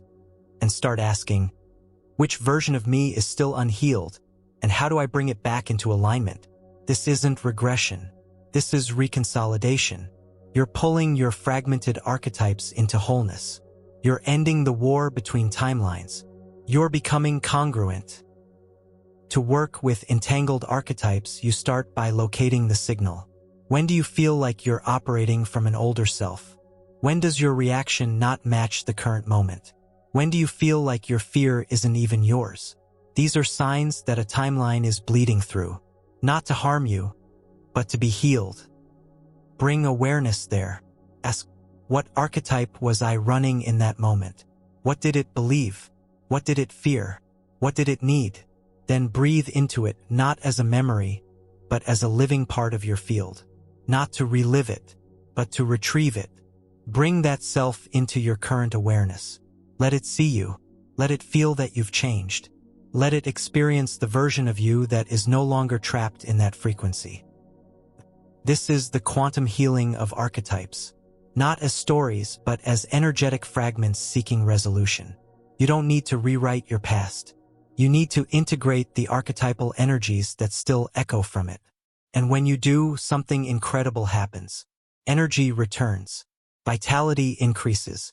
You stop dragging invisible baggage through your future. And you become more coherent, across timelines, across choices, across layers of self. This coherence changes what you attract. It changes what you tolerate. It changes your perception of reality itself. Because now you're not fractured. You're unified. You're not haunted by the echoes of who you were. You're guided by the alignment of who you're becoming. And that guidance isn't just inside you. It shows up around you, in patterns, in people, in conversations, in strange, perfectly timed events. This isn't magic. It's feedback. It's the field saying, you're aligning. Next, we explore that feedback system, the synchronicity code that speaks through the outer world, mirroring the archetypes running your inner one. Not all mirrors reflect your face. Some reflect your archetypes. Every person you're drawn to, irritated by, intimidated by, overly invested in, is reflecting something alive inside you, often something you can't see clearly without them. They are not just people. They are portals. And those portals are feedback loops revealing which archetypes are activated, dormant, distorted, or desperately trying to integrate. We are not isolated egos moving through the world independently. We are fields, interacting, reacting, aligning, repelling, attracting, repatterning. Relationships, no matter how brief, are quantum interactions. The moment your field meets another, an archetypal resonance is triggered. And if you're paying attention, every conversation becomes a revelation. You might think you're annoyed because someone talks too much, but it's not just noise. It's the suppressed oracle in you that isn't being given space to speak. You may be captivated by someone's artistry, not because they're amazing, but because your muse is starving and sees itself reflected. Or you might feel threatened by someone's confidence, because your warrior is dormant, waiting for permission to rise. This is not psychological projection. It's energetic resonance. Every relationship activates an archetype. Some activate attraction. Others activate resistance. Both are meaningful. The key is to observe your patterns, not your preferences. Start here. Who triggers you the most? What archetype might they be holding that you're disconnected from? Where are you overgiving? What archetype might you be trying to earn permission for? Where do you feel unseen? What archetype have you neglected that now demands validation externally? People enter your life to teach you how to recognize your archetypal blueprint in action. But most of us get caught in personality conflicts, forgetting that beneath the surface, something far more intelligent is occurring. The universe sends mirrors. You're meant to look into them, not smash them. This is where archetypal maturity begins, not in mastering your own energy, but in recognizing how your field interacts with others. You stop blaming. You stop rescuing. You stop over-identifying with what people represent. And you start asking, what are they showing me about me? Let's go deeper. Every intimate relationship you've ever had was a contract between archetypes, not people. Archetypes. Your wounded alchemist may have attracted another's distorted sage, creating endless analyzing without emotional presence. Your dormant muse may have magnetized a hyperactive trickster, seduced by chaos, yet terrified of stability. Or maybe your warrior overcompensated for someone else's collapsed architect, leading to burnout and resentment. These weren't just relationships. They were archetypal interactions. Until you understand that, you'll repeat them. Different faces, same dynamics, because the archetypes are trying to resolve something through the encounter. And they will keep trying until you become conscious. That's when patterns break. That's when the lesson replaces the loop. To work with this truth, keep a simple practice. After any emotionally charged interaction, positive or negative, pause. Ask, what archetype was I embodying? What archetype were they embodying? Was this alignment, distortion, or something seeking resolution? You'll be shocked how much becomes obvious. Even in strangers, the barista, the rideshare driver, the person who cut you off in traffic. They're all part of the mirror. The moment you meet someone, archetypes interact. And every one of those micro-exchanges contains a lesson, a clue, a signal. Relationships are not random. They're synchronistic activations of the archetypal field. Once you start reading them as such, your entire social reality upgrades. You stop wasting time in karmic loops. You stop ignoring aligned connections. And you stop confusing chemistry with compatibility. Because now you can name the energy. And once you can name it, you can work with it. You can decide if it needs healing, completion, collaboration, or closure. This is how your outer world becomes a tool for inner refinement. But that's just one type of feedback. The universe has another way of speaking to you. Not through people, through events, through numbers, signs, accidents, anomalies, what some call coincidence. Next, we decode the pattern behind the pattern and reveal why synchronicities aren't random. They're messages from your archetypal field. There's a moment that stops you, a number you keep seeing. A stranger says something you've been thinking. A delay that leads you to the right place. A book falls off the shelf with the answer. You call it coincidence, but it's not. It's the field speaking back. Synchronicity is not superstition. It's how your archetypal system communicates with the quantum field. The more coherent your internal alignment becomes, the more obvious the pattern gets. The symbols get louder. The timing gets stranger.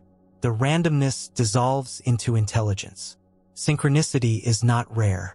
Awareness of it is. Everything you experience is filtered through your archetypal frequency. And that frequency creates a resonance pattern in the field. That pattern draws in certain people ideas, numbers, objects, messages. Not because you're manifesting in some magical way, but because energy seeks coherence. Your archetypes project.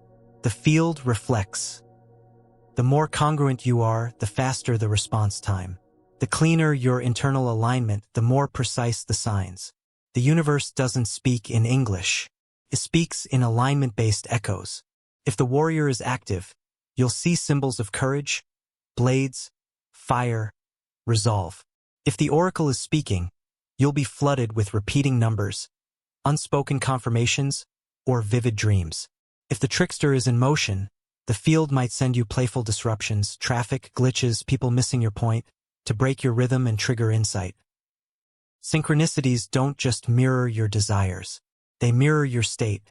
If you're running from fear, they'll amplify your lessons. If you're operating from clarity, they'll amplify your movement. You're not always attracting what you want. You're attracting what your current configuration is broadcasting. To decode synchronicity, stop trying to interpret every symbol. Start with this. What archetype is most active in me right now? What's the dominant emotional tone I'm radiating? What decision am I avoiding? What pattern keeps showing up? Once you get honest, the signs make sense. Here's the paradox. Synchronicity increases the moment you stop chasing signs. It's not a game of cosmic scavenger hunts. It's a mirror system.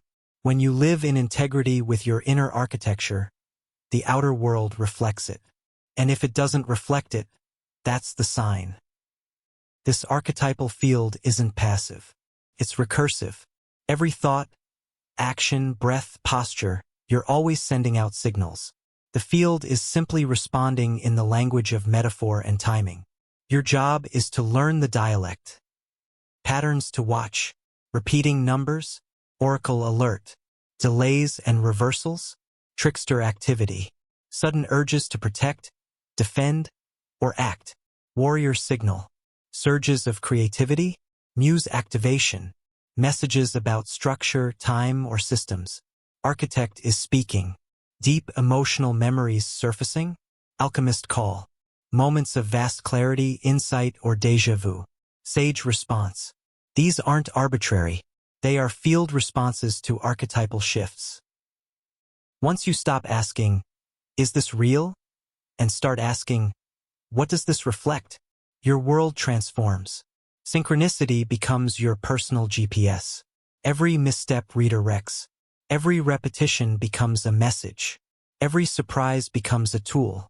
And you stop chasing certainty. You start navigating feedback. Synchronicity is how the quantum field keeps you honest.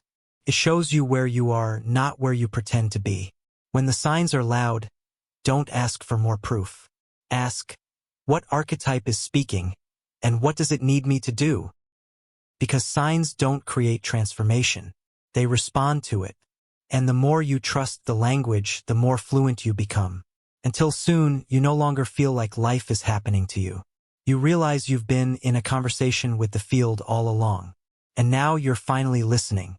But listening is only the first step. Next, we activate your system intentionally, with rituals that merge breath, presence, energy, and archetypal alignment into a tangible practice. Knowing your archetypes isn't enough. Recognizing patterns, interpreting signs, mapping shadows, all of it is essential. But without activation, it stays conceptual. Dormant. Archetypes aren't just ideas to analyze. They're frequencies to embody. And embodiment requires practice. This is where ritual begins, not as tradition, but as energetic technology. A ritual is a container. It signals your field that something intentional is happening. It disrupts autopilot. It anchors new configurations. You're not invoking something from outside. You're activating what's already within, using movement, breath, sound, visualization, and energetic focus. The goal isn't drama. It's alignment. Each archetype responds to a unique combination of frequency and attention. The warrior responds to sharp breath, grounding, direct voice, rooted stance. The oracle opens with stillness, gaze, silence, and symbolic imagery. The muse activates through movement, rhythm, color, and spontaneity. The alchemist awakens through breath patterns that move energy, sound that vibrates the chest, or focused emotion that clears internal space. The architect wants clarity, journaling, clean lines, intention spoken with structure. The trickster responds to disruption. Do something unexpected. Break routine on purpose. The sage arrives in space, in slowness, in pausing long enough to hear the voice behind the voices. You don't need ceremonial robes or ancient chants to do this. You need presence and repetition. Small rituals done consistently shift your baseline frequency. They reorganize your field. They create stability for the archetype to remain accessible, not just as an insight, but as a living aspect of your identity. Let's make this tangible. Daily archetype activation practice. Approximate 15 minutes. Centering breath, 2 minutes. Slow your inhale to 4 seconds, hold for 4, exhale for 6. Focus attention on your spine. Bring your awareness into the body. Choose your archetype. Which energy do you need today? Courage, vision, play, protection? Choose not with logic, but with inner resonance. Postural invocation, 2 minutes. Move your body into a stance or position that reflects that archetype. Let it inform your breath, your tone, your presence. Affirmation or statement, 1 minute. Speak as the archetype. Not, I want to be powerful, but I am the force that protects sacred boundaries. Feel the difference. Creative or somatic action, 5 minutes. Right? Move, visualize, express the energy in some form. Channel it through your system, not as performance, but as practice. Gratitude anchor, 2 minutes. Thank the archetype for revealing itself. Anchor that frequency with one clear word, gesture, or breath you can return to throughout the day. This is your baseline. Modify it, expand it, refine it, create versions for each archetype. But commit to it, because the key is not dramatic intensity, it's consistency. That's how patterns shift. Not by peak moments, but by sustained recalibration. Over time, this builds archetypal fluency. You stop reacting by default. You start choosing moment to moment who you need to be in order to respond with power, presence, and truth. You become agile. And that agility makes you magnetic. Because archetypes aren't neutral. They radiate. People feel your field when it's aligned. And the world responds not because you're trying to manifest, but because your system is speaking clearly, congruently, without distortion. That's what ritual makes possible. But if you want to go even deeper, there's a more advanced step. Mapping. knowing which archetypes are dominant, which are dormant, and which ones are leading your life behind the scenes. That map exists. It's already inside you. Next, we decode it so you can see who's been running the show and who's ready to step in. Every person has all 7 archetypes within them, but they don't operate equally. One usually leads, another supports, several remain dormant, waiting for permission, and at least one, distorted, unseen, runs interference. This is your archetypal configuration, and until you make it conscious, it defines your reality. Mapping your archetypes isn't about boxing yourself in. It's about precision. When you know which archetype is dominant, you know how you process pressure, how you express power, how you receive love, and what patterns you repeat unconsciously. This knowledge is not diagnostic. It's directional. It shows you where energy is flowing, where it's stuck, and what needs to awaken next. Start with your dominant archetype. This is the one that drives most of your decisions. Comes naturally. It's been active since childhood or early adulthood. People likely recognize it in you before you do. Ask yourself, what role do I always end up in, no matter the situation? What quality do people consistently see in me? Where do I feel the most confident, competent, or in flow? This isn't always your favorite archetype. Often, it's the one you've had to overdevelop to survive or succeed. Next, identify your supporting archetype. This is the energy that complements your dominant one. It may feel secondary but often balances or enhances the lead. For example, a warrior may be supported by a strong architect, giving clarity to their action. A muse may be grounded by the sage, bringing depth to their expression. An oracle may rely on the alchemist to help emotionally process their insights. Ask, when I'm at my best, which other energy is present? What archetype helps me return to balance? Now locate your dormant archetype. This is the one that feels unfamiliar, even intimidating. You admire it in others or judge it harshly. You may avoid situations that require it. You may believe you just aren't wired that way, but it's there, waiting. Ask, what kind of power do I avoid expressing? Which archetype feels the least natural but most needed? What scares me about becoming that version of myself? This archetype holds untapped potential. Unlock it, and your field expands dramatically. Now, confront the distorted archetype. This one is active but misaligned. It shows up under stress. It hijacks your clarity. It sabotages connection. Ask, where do I lose coherence? What patterns keep repeating that I say I'm done with? Which archetype am I overusing or misusing because of fear? This is not a flaw. It's a signal. That archetype is trying to evolve, not disappear. Once you've mapped these 4, dominant, supporting, dormant, distorted, you begin to see your internal ecosystem. From there, observe your shifting states. Different archetypes will rise during specific seasons, relationships, or challenges. That's natural. The goal is not to stay loyal to one. It's to become agile enough to shift archetypes as needed. That's mastery. For example, you might lead with oracle but need warrior energy to protect your time.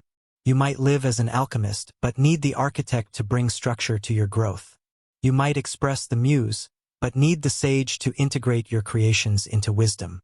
Knowing which archetype to activate and when is like choosing the right instrument for the moment. And every moment calls for a different frequency. This mapping becomes your compass. When you feel stuck, you consult the map. When you feel overwhelmed, you consult the map.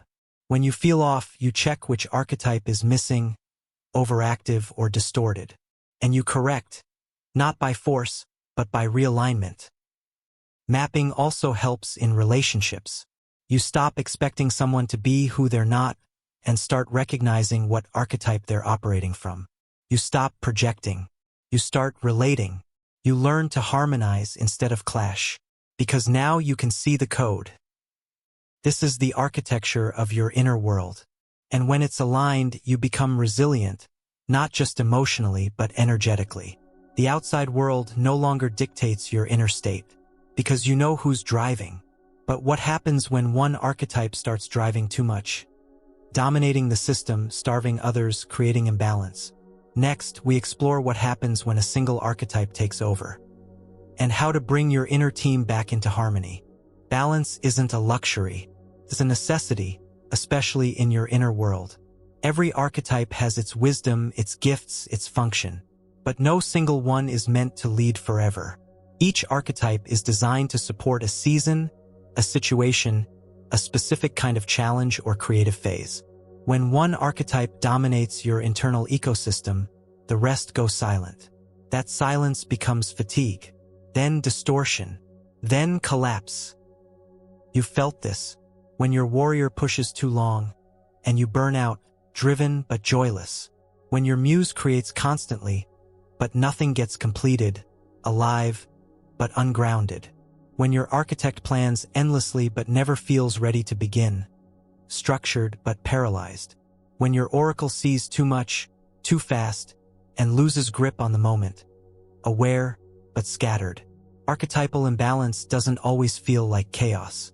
Sometimes it looks like control, success, momentum, but beneath the surface something essential is missing, and you can feel it. So why does one archetype take over? 3 main reasons. 1. Survival strategy. You learned early that this archetype kept you safe, seen, or successful. You overdeveloped it. Now it leads every situation, whether it fits or not. 2. Unconscious reward loop. Your environment rewards a particular energy, so you repeat it. People love your muse? You become her constantly. Praise becomes prison. 3. Suppression of other archetypes. If an archetype feels unsafe or unfamiliar, your system compensates by inflating another. You avoid the trickster by becoming hyper-architect. You bury your alchemist so your sage overanalyzes emotion instead of feeling it. The result?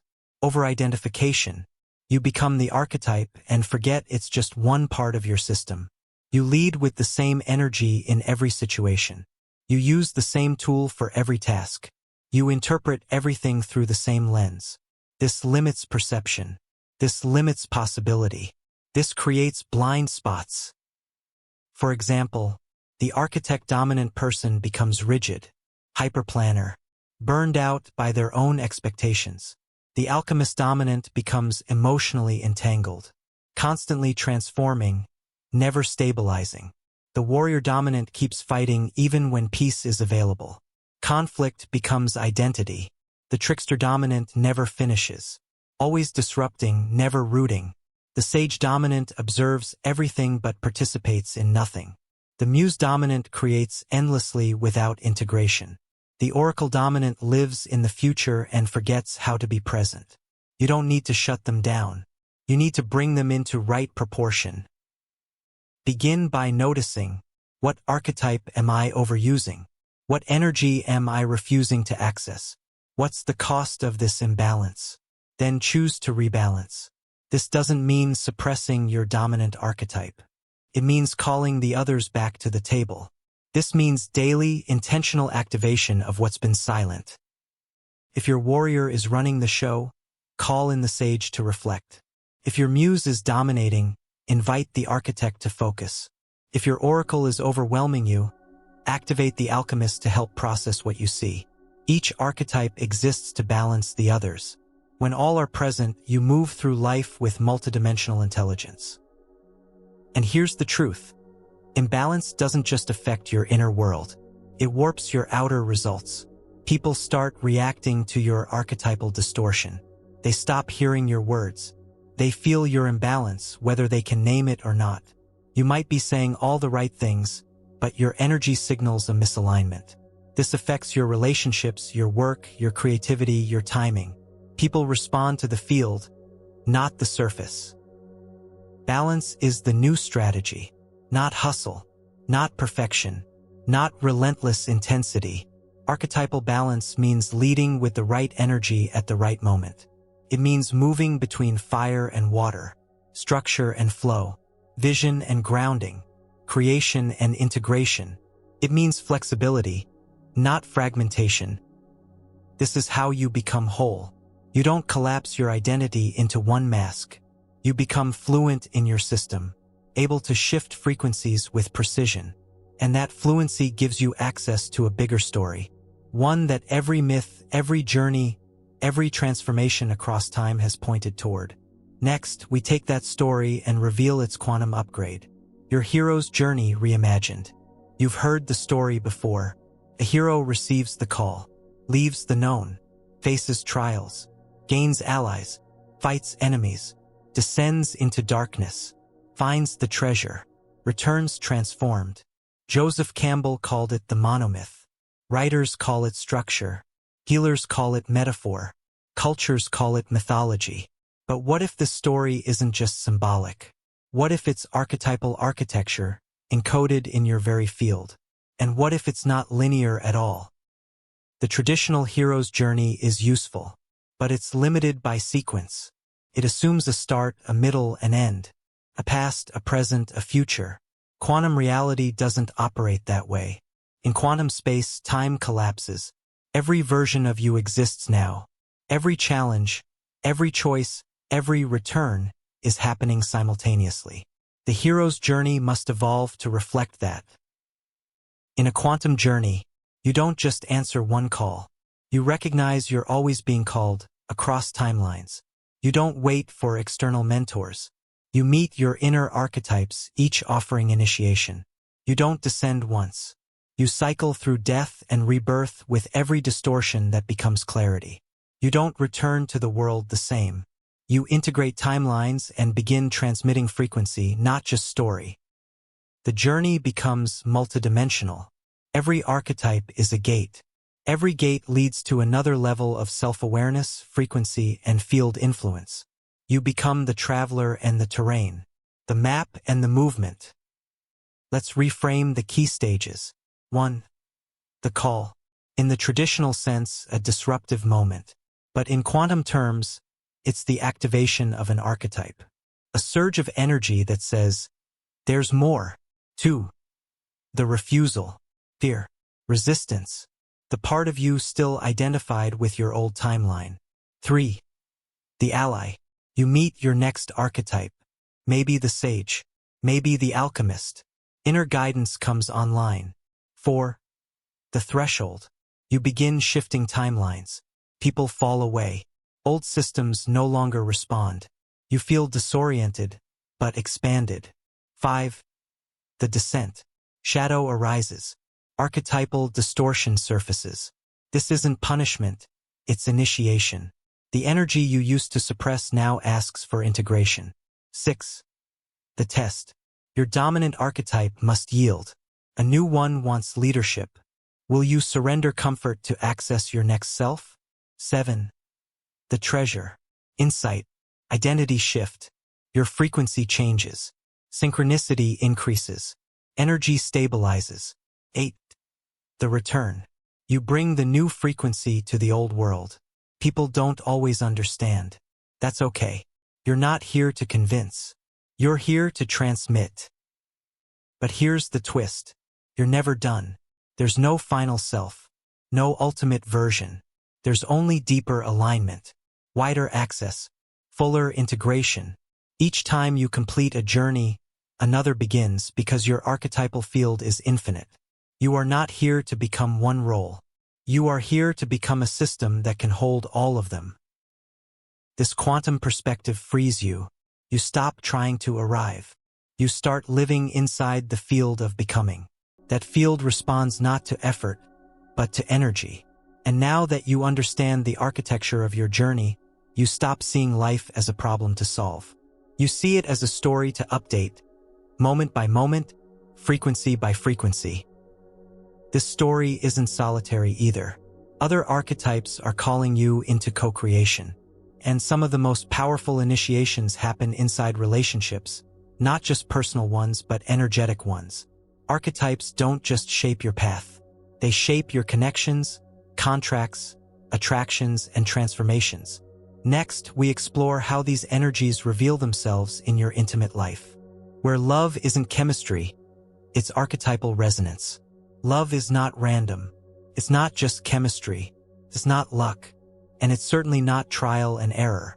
Love is frequency meeting frequency, and behind that frequency is archetypal alignment. Every connection in your life, whether romantic, platonic, fleeting, or lifelong, activates a specific archetypal contract. These aren't contracts written in words. They're vibrational agreements. I will trigger this in you, and you will awaken this in me. Some people come to support your dominant archetype. Others come to challenge your dormant one. And the ones who change you most are the ones who ignite the archetype you're not yet ready to become.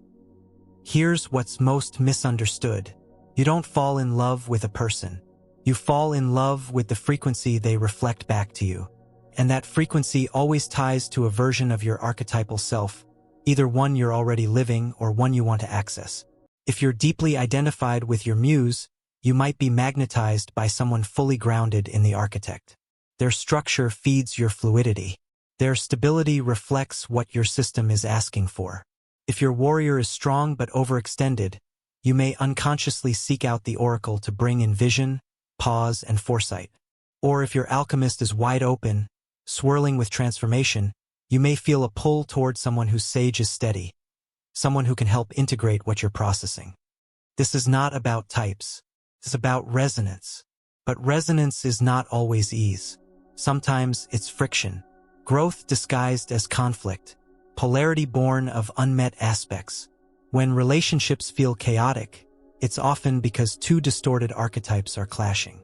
The muse in distortion wants attention. The trickster in distortion wants to disrupt. The warrior overasserts. The oracle overwithdraws. This is why the same dynamic keeps showing up with different people. It's not fate. It's repetition until recognition. Recognizing the archetype you attract, and the one you become around certain people, reveals your inner configuration with ruthless clarity. Ask yourself, who do I feel most alive with? And which archetype do they seem to reflect? Who do I feel drained or controlled by? And which archetype do they seem to dominate? In what relationships do I feel myself shrinking? In which ones do I expand? This isn't about blame. It's about field interaction. We all carry a unique archetypal signature, and that signature draws in others with complementary, opposing, or catalytic energy. The goal isn't perfect compatibility. It's conscious resonance. It's being able to say, I know who I become around you. I know what you activate in me. I choose to either integrate it or complete this contract. Yes, complete, because not every contract is meant to last. Some are designed to teach, some to mirror, some to stretch, and some are complete the moment the archetype has been integrated. This perspective changes everything. You stop trying to fix relationships that are archetypally expired. You stop blaming others for triggering archetypes you haven't owned. And you stop projecting soulmate status onto anyone who merely reflects back something familiar. You start asking, what are we here to activate in each other? Is this relationship expanding or collapsing our archetypal range? What's trying to evolve through this connection? And when both people are aware of their archetypes, magic happens. You can speak in archetype. I'm in sage mode right now. I need space to integrate. My trickster's flaring. I'm about to disrupt, but it's coming from anxiety. My muse needs more play from you, not performance. That language bypasses blame and hits truth. It becomes a map, a tool, a shortcut to deep coherence. You also start recognizing archetypal red flags. If someone never allows you to access your oracle, they may be uncomfortable with your intuition. If your warrior is always triggered into defense, they may be activating your unhealed alchemist. If your muse is constantly performing in the relationship, it may be compensating for a collapsed architect. This is not about others being wrong. It's about recognizing what's sustainable for both archetypes and people. True compatibility is not sameness. It's archetypal agility, the ability to shift roles, frequencies, and expressions together with awareness, not projection. Because when your archetypal field is coherent, your love life becomes less about finding someone and more about finding resonance. And once that's in place, everything else opens. including one of the most misunderstood frequencies in the modern world, wealth. Next, we unlock how your archetypes affect your relationship with money, not just what you earn, but how you attract, hold, and grow it. Money isn't logic, it's frequency. And behind that frequency are archetypes, running scripts, setting limits, opening or closing energetic doors. Most people approach money with goals, affirmations, spreadsheets.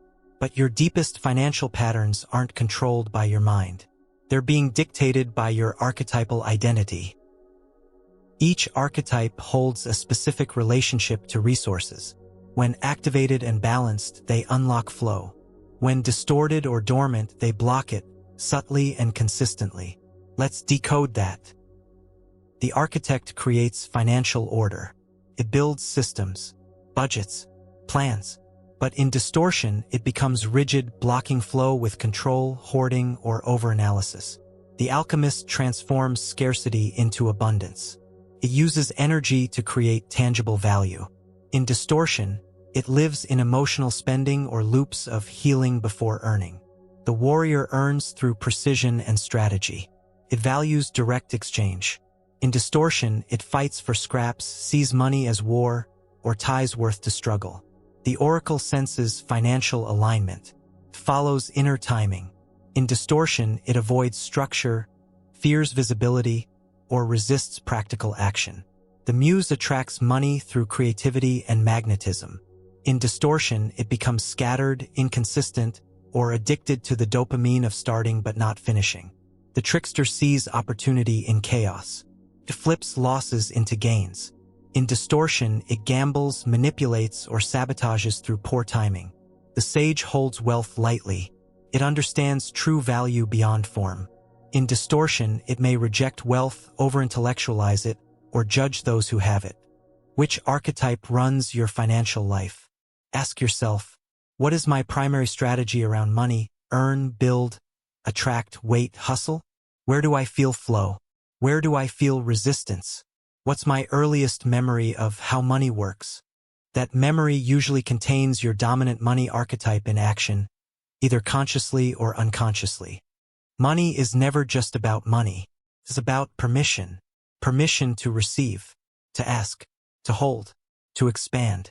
Your archetypes are either granting or denying that permission based on unexamined stories, energetic patterns, or inherited roles. For example, if your oracle was shamed in childhood, you may distrust your financial timing. If your warrior was punished for asserting needs, you may avoid negotiating. If your muse was only praised for output, you may tie income to overwork. These patterns repeat until integrated, not with mantras, with archetypal reconfiguration. This means activating the archetypes that money responds to. Yes, money has resonance. It responds to clarity, architect, movement, warrior, magnetism, muse, alignment, oracle, strategy, sage, transformation, alchemist, and creative disruption, trickster. When these energies are balanced, you stop chasing money. You start holding frequency, and money aligns with it. You no longer ask, how do I make more? You ask, what archetype do I need to activate to match the income one desire? What's the archetype behind my spending habits? Which frequency does my business or career currently reflect? Then you correct at the source. Not by pushing harder, but by becoming more energetically congruent. Because money doesn't respond to desire. It responds to frequency, and frequency is shaped by identity. Your archetypes are that identity. So change the archetype, and your relationship with money shifts permanently. But there's a deeper truth. Money is also tied to your inner child. Not the wounded child, the quantum child. The one who remembers how to play, to create, to imagine, to embody joy without shame. That child holds the key to unlocking archetypal power without effort. And next, we reveal how to activate your archetypes through interplay. Not as therapy, but as transformation through wonder. We've learned to take transformation seriously. We seek healing through discipline, breakthroughs through pressure, growth through hardship. We've been conditioned to believe that pain is the only portal. But there's another portal, one almost completely ignored in the personal development world. Play. Not distraction. Not avoidance. Pure, archetype awakening play. This is the domain of the quantum child, your most unfiltered, intuitive, and vibrationally precise self. The quantum child isn't a regression to immaturity. It's the part of your field untouched by programming. It's the source code layer of your being, the layer that remembers joy as a frequency, not a reward. Movement as medicine, curiosity as power, imagination as architecture. The quantum child doesn't learn through pressure. It learns through exploration, and it speaks the native language of archetypes. Story, rhythm, pattern, wonder. Here's the truth no one says. Every archetype lives more freely when the inner child is free. Why? Because the child isn't performing. The child isn't proving. The child isn't trying to survive social approval. The child plays in raw archetypal energy without inhibition. The muse in full flow. The warrior in fearless movement. The oracle in timeless imagination. The alchemist in emotional motion. The trickster in pure disruption. The architect building anything from anything. The sage laughing at the illusion of difficulty. That's not fantasy. That's access. But here's the problem. Most people have buried their quantum child. Shamed it. Silenced it. Outgrown it.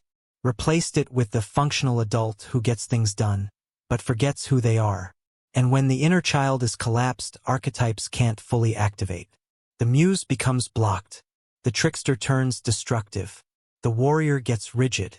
The oracle shuts down its signal. The alchemist stays stuck in emotional backlog. The architect only builds for survival. And the sage retreats into intellect, disconnected from play. To reawaken the quantum child is not to regress. It's to restore direct access to the frequency of possibility. It's to heal your relationship with joy, not as an escape, but as a path of power. Because joy is a technology. It's a recalibration device. It tells your nervous system, this is safe, this is true, this is real. And your archetypes need that signal to function at full capacity. So how do you reactivate the quantum child? Not by thinking about childhood, by practicing interplay on purpose. That means movement without a goal, sound without a song, creativity without an outcome, curiosity without an answer, expression without justification. The child doesn't need a reason. It needs permission. Here's a simple quantum child activation practice. Set a timer for 10 minutes. That's it. You don't need a whole afternoon. You need sacred microspace. Choose one archetype to channel. Pick one. The muse, the trickster, the oracle. Then ask, if I let my child self embody this archetype, what would they do? Do it freely. Dance absurdly. Make art badly. Tell a story in strange voices. Let your body, breath, and emotion move without outcome. Laugh during it. Laughter collapses fear signals in the brain. It opens energy fields.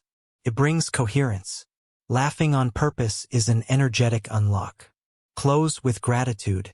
Thank the quantum child for showing up. Repeat this often until it stops feeling silly and starts feeling like you. You'll notice something shift quickly. The muse becomes accessible again. The warrior softens. The oracle feels lighter. The alchemist starts clearing old patterns more efficiently. Even the sage starts smiling. Because your archetypes don't just need wisdom. They need wonder. And here's the deeper layer. Many of the blocks in your current archetypal field didn't begin with your adult self. They were coded when the child in you was punished, silenced, or misunderstood. You weren't just shut down emotionally. You were shut down archetypally. And no amount of adult logic will heal that. Only play can do that. Only direct reconnection to your untamed self will reopen those gates. And the fastest access point? Your dreams. Not metaphorically, literally. Because your subconscious speaks archetype fluently. And every night it's trying to send you the blueprint. Next, we explore how your dreams are more than random imagery. They are messages from the archetypal core of your being. You sleep thinking the day is over. But your archetypes don't. They come alive when your conscious mind finally goes quiet. Because in dreams, they don't need permission. They move freely, symbolically, sometimes wildly, and they do it with a purpose: to reorganize your field, to speak the truth your waking mind won't admit, to deliver data your subconscious has already absorbed, to shift frequency while you're still. Dreams are not nonsense. They are neural theater for energetic intelligence. Your archetypes use dreams the way musicians use instruments. Each symbol, each character, each emotion is a note in the message. Miss the message and the pattern repeats. Decode the message and you collapse timelines of confusion. You don't need a dream dictionary.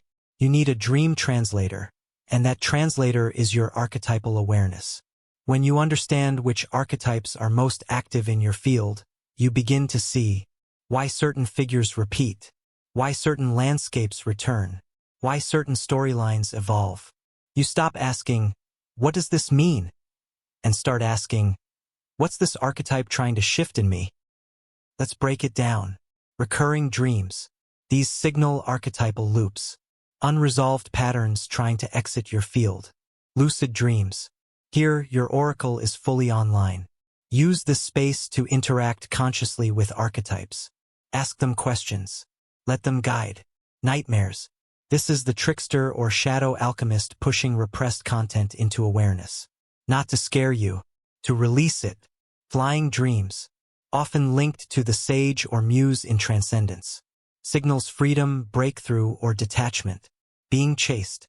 The warrior is either distorted, over-defense, or dormant, fear of standing ground.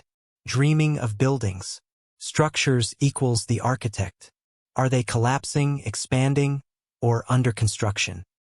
Here's a nightly dream integration practice. Wake gently. Stay still. Don't rush to check your phone. Let the dream memory land. Record immediately. Write down what you saw, felt, and heard. Focus on emotion and symbolism, not just narrative. Name the dominant archetype. Ask, what energy was leading this dream? Was it protective, creative, chaotic, insightful? Ask the archetype a question. In your journal or mind, what do you want me to shift or see today? Act on it.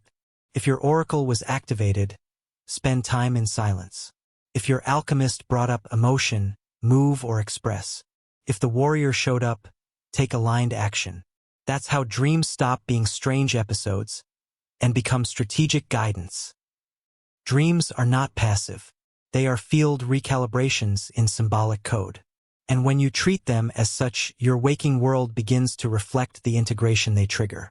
You'll notice synchronicities linked to your dreams. You'll feel changes in mood, decision-making, even posture. You'll begin to experience reality as a layered experience, where the dream, the waking, and the archetypal all communicate in real time. This is why sleep isn't just rest. It's recalibration, and your dreams are the blueprints of who you're becoming. The only question is, are you listening? Because if you are, the messages won't stop. And soon, you'll be able to catch them even when life falls apart. Which brings us to one of the most critical initiations in your entire journey. What your archetypes do when everything crumbles. Next, we explore how breakdowns aren't setbacks, but designed activations coded into your field for one purpose only: transformation. Collapse is not the end. It's a coded activation. One that no part of you consciously wants, but every part of you unconsciously creates. Because crisis doesn't come to destroy you. It comes to reveal the archetypes you refuse to meet any other way. Every breakdown carries design. Your field knows when you've outgrown your current identity, but your conscious self resists. So the field applies pressure. Things break. Systems fail. Relationships shift. Emotions rise. From the outside, it looks like chaos. Inside, it's an archetypal initiation.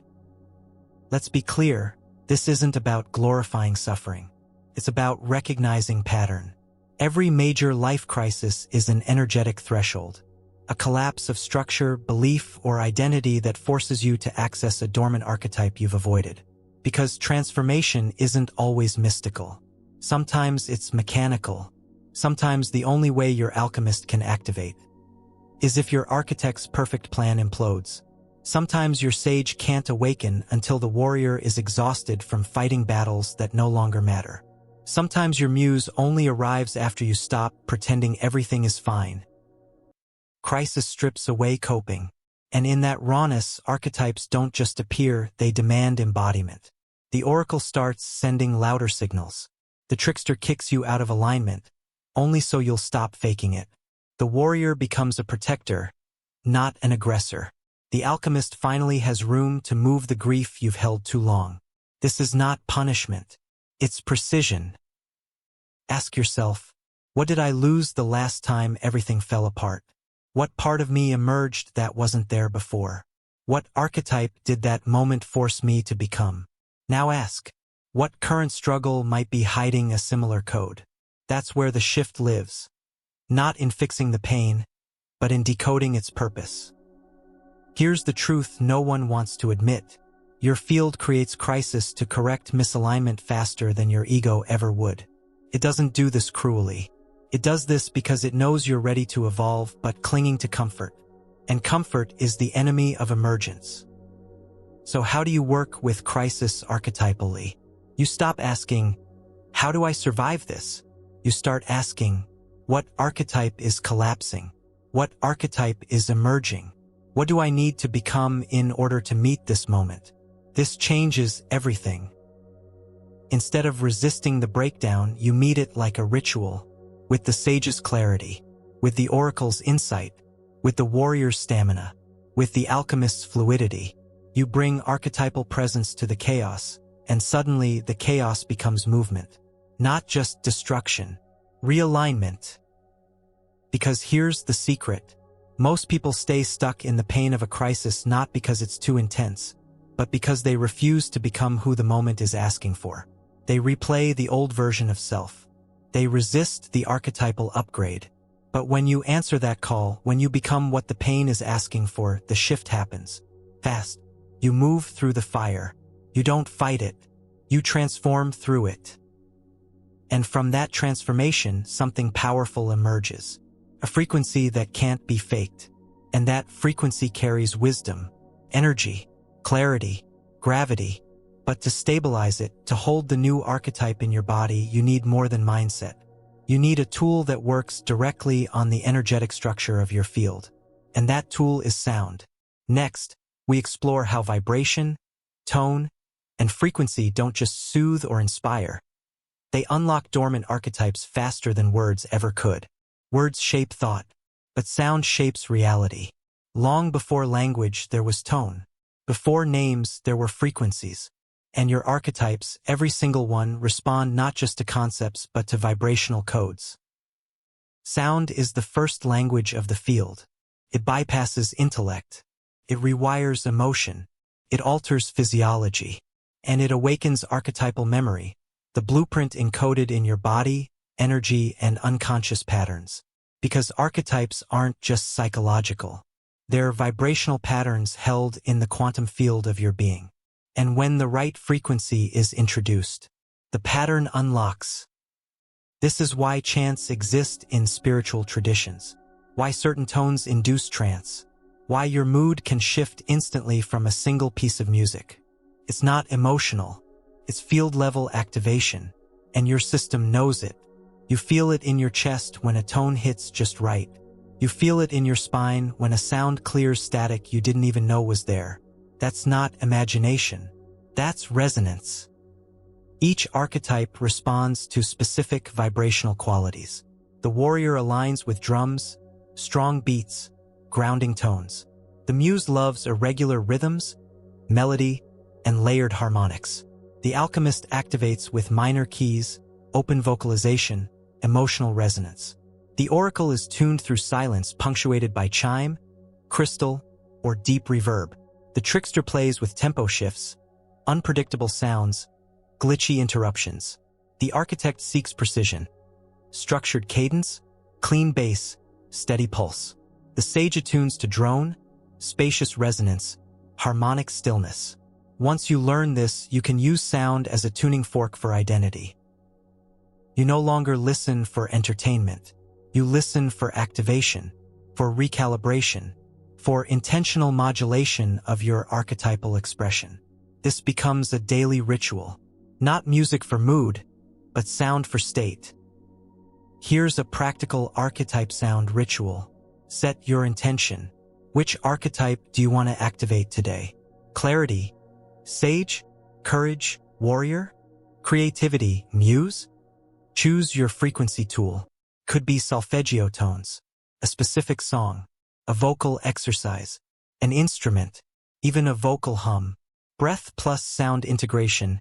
5 minutes. Inhale with attention. Exhale with sound. Allow the tone to move through your chest, throat, or belly. Match movement to tone. Let your body express the vibration.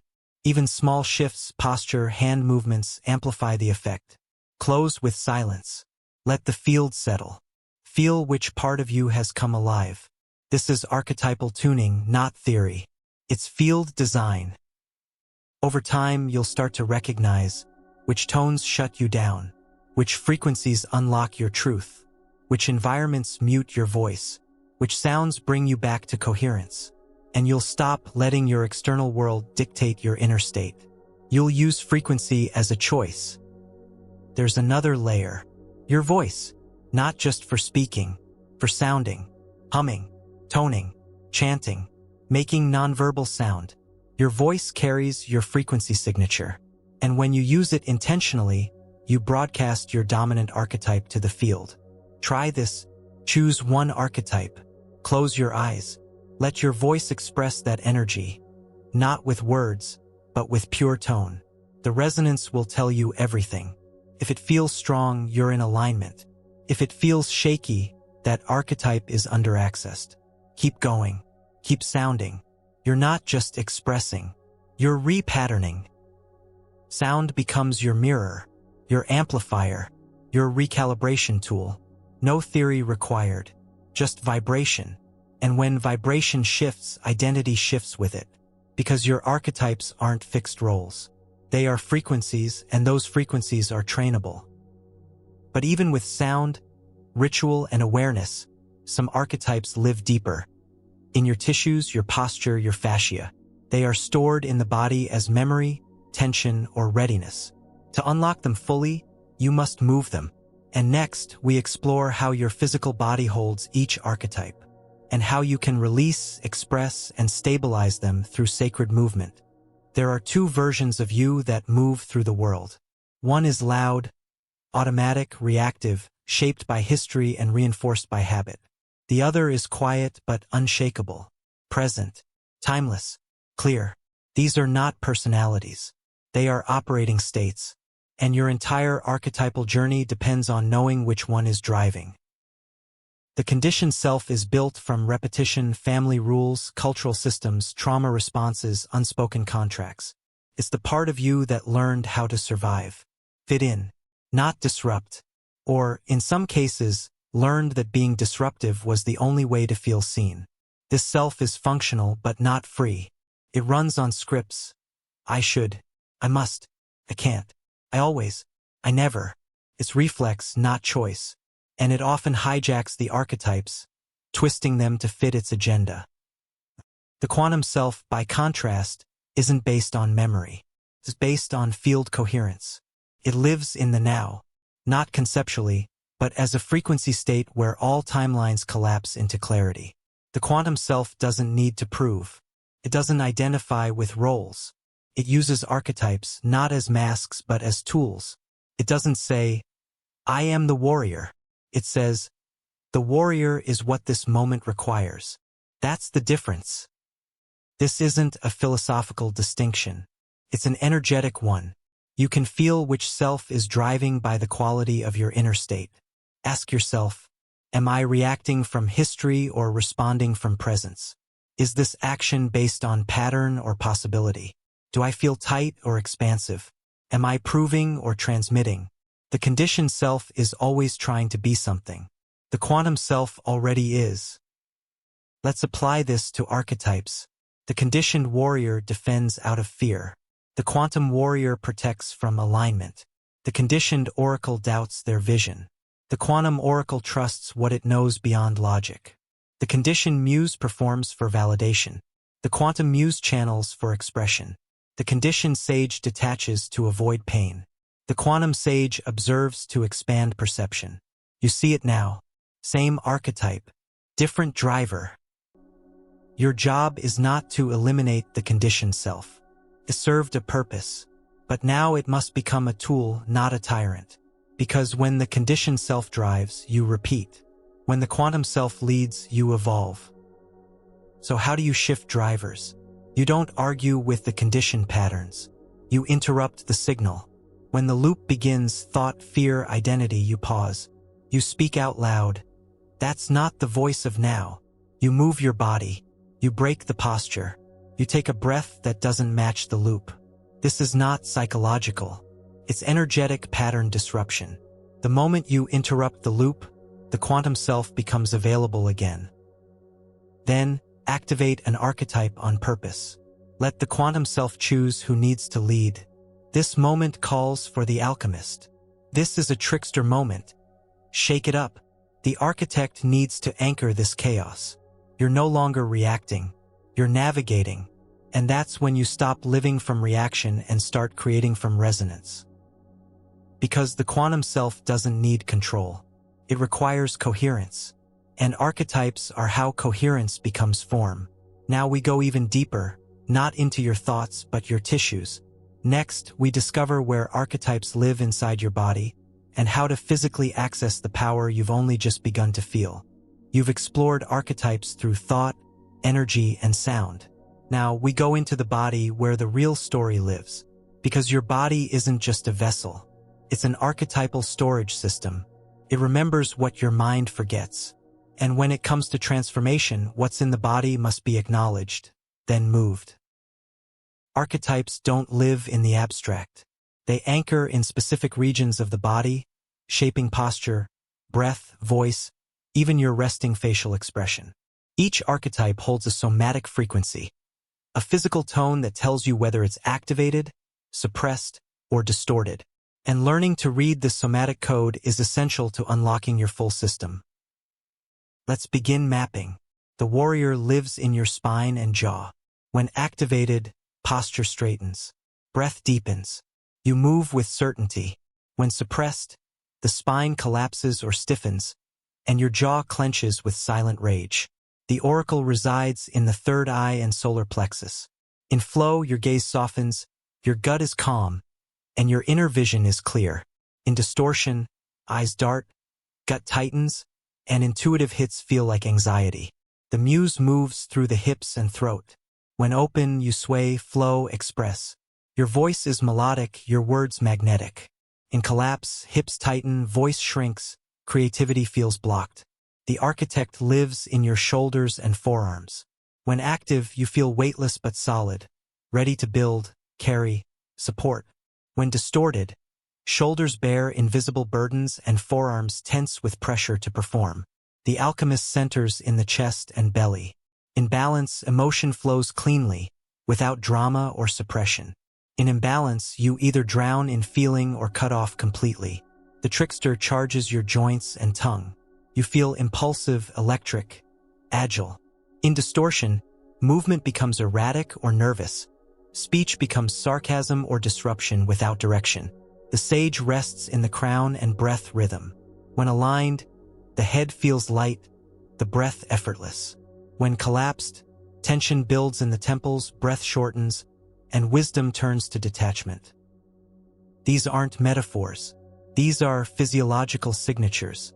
And the more you tune into your body, the more you'll notice which archetype is dominating, which one is silent, where your field is asking for release. That release doesn't require drama. It requires attention and motion. Begin with this practice. Scan, sit still. Slowly scan head to toe. Ask, what area feels loud? What feels numb? Identify, link the tension or lightness to the archetype it signals. Breathe into that area with focus, not to fix but to listen. Let the archetype speak through sensation. Move that part, gently, deliberately, Let it stretch, shake, curl, expand. Let sound follow, hum, moan, exhale. Let the voice mirror the body. This is not performance. It's pattern recognition through release. When done regularly, this reconnects you to the somatic intelligence of each archetype. Your warrior doesn't need more words. It needs your back to feel like a pillar. Your muse doesn't need inspiration. It needs your hips to unlock and your voice to play. Your alchemist doesn't need analysis. It needs your chest to unfreeze. This is the work beneath the work.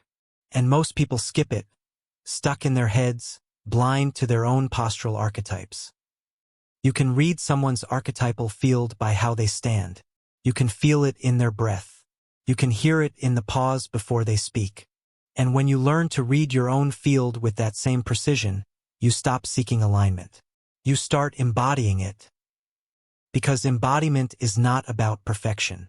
It's about presence in the body's truth. And from that presence comes integration. Your system starts signaling coherence. You respond faster. You recover faster. You express with frequency accuracy. And when others feel it, they don't just hear your words. They trust your energy. But movement doesn't just express what's stored. It's also the tool for archetypal evolution. And next, we expand into how sacred motion becomes your living interface with these archetypes, making every step, gesture, and breath a gateway. Movement is not just physical. It's archetypal. Every gesture you make, every posture you hold, every way you enter a room is speaking a silent language, either reinforcing an outdated frequency or initiating a new one. You are always broadcasting. And the question is, which archetype is your body currently transmitting? Think about it. The warrior doesn't just feel strong. It moves with force and certainty. It steps deliberately. It squares the shoulders. It holds the line. The muse doesn't just feel playful. It moves in curves, sways, spins, creates through motion. The oracle stands still but powerful, watchful, receptive. It listens with the whole body. The trickster is quick, agile, unpredictable, full of kinetic fire. The alchemist's body expresses flow. Rise and fall, dissolve and reconfigure. The architect brings structure, symmetry, balance, composure. And the sage? Minimal motion, eye steady, breathing slow, movements that feel like silence made visible. Your body is not just a vessel for these archetypes. It's the interface. And when you move with intention, you don't just express the archetype, you activate it. That's sacred movement. This isn't dance. It's not choreography. It's not about performing. It's about attuning. The key is presence plus pattern. You become aware of the physical habits that come from the conditioned self, then override them with movements that align with your quantum archetype. Try this. Choose an archetype. Say warrior. Ask, how would this archetype walk? Stand? Breathe? Where is its center of gravity? Move accordingly. Let your warrior rise, not as mimicry, but as memory. Notice the shift. Within moments, your voice changes. Your thoughts realign. Energy moves differently, because movement is identity. Want to change how people respond to you? Change how your archetypes move through space. Because frequency is not just felt. It's seen. It's the way you turn your head, the way your hands rest, the shape you make when you sit in silence. Each of these carries a signal. And when you start moving from archetypal presence instead of old patterns, everything changes. Conversations shift. Energy aligns. Boundaries hold. Attraction deepens. Manifestation accelerates. Because motion is manifestation. This is why practices like martial arts, yoga, qigong, and ritual dance exist across cultures. They were never just about health or spirituality. They were archetypal codexes, ways to access and embody different energies through shape, form, flow. Each system preserved a frequency language. But you don't need a tradition to begin. You need awareness and intention. Let's try an integration ritual. Choose 3 archetypes you want to balance. Assign each one a posture, breath, and short movement pattern. Move through each one slowly in sequence. Let the body shift from one into the next without judgment. This becomes a ritual of alignment. You're not just practicing movement. You're repatterning who you allow yourself to become. You'll notice archetypes you avoid expressing physically. Maybe the trickster feels too wild. Maybe the oracle feels too still. That's a signal. It shows you where resistance lives in your nervous system. And that's where power wants to be reclaimed. You cannot fully integrate an archetype you refuse to embody. Reading about the warrior won't activate it. Talking about the alchemist won't change your emotional patterns. To embody is to allow the frequency into form. And that form ultimately is motion. When you live this way, life becomes choreography. Your days become rituals. And even the smallest gestures carry alignment. This is how coherence becomes visible. This is how intention becomes energy. But there's one more code to understand. Sometimes what activates you most is what irritates you the most. Next, we reveal how your archetypal triggers are not blocks, but the fastest paths to integration. Everyone has triggers, moments that spike emotion, disrupt your peace, hijack your response. But what if those reactions aren't flaws? What if they're coded invitations from archetypes you haven't fully met? Because every time you're triggered, it's not just the ego reacting. It's an archetype being called out of hiding. Let's say you get irritated by someone who constantly seeks attention. That irritation may not be judgment. It might be your repressed muse, screaming to be expressed. Or someone sets rigid rules in a meeting, and your skin crawls. It's not just their control. It's your suppressed trickster wanting to break pattern. Or a person shows up with clear boundaries, and instead of admiration, you feel defensive. Why? Because their embodied warrior reveals where yours is still dormant. Triggers aren't just reactions. They're mirrors, and what they reflect are often your unintegrated archetypes, the ones you've shamed, rejected, buried, or simply never allowed to lead. Once you see this, you stop labeling triggers as emotional defects. You start decoding them. Ask, what archetype is this trigger showing me? Is this a distortion I carry, or a strength I'm avoiding? What would happen if I allowed that energy into my field? This moves you from reaction to recognition. And that moment of recognition, that's integration in motion. Let's break it down. There are two types of archetypal triggers. 1. Shadow triggers. These are distortions when someone else activates your unhealed archetype. Example: you feel rage when someone is manipulative. That's your shadow trickster getting mirrored, either in yourself or your past. 2. Light triggers. These are reflections of your dormant power. You see someone embody a frequency you haven't allowed yourself to own. Example: someone radiates joy unapologetically. You feel envy or judgment. That's your dormant muse knocking on the door.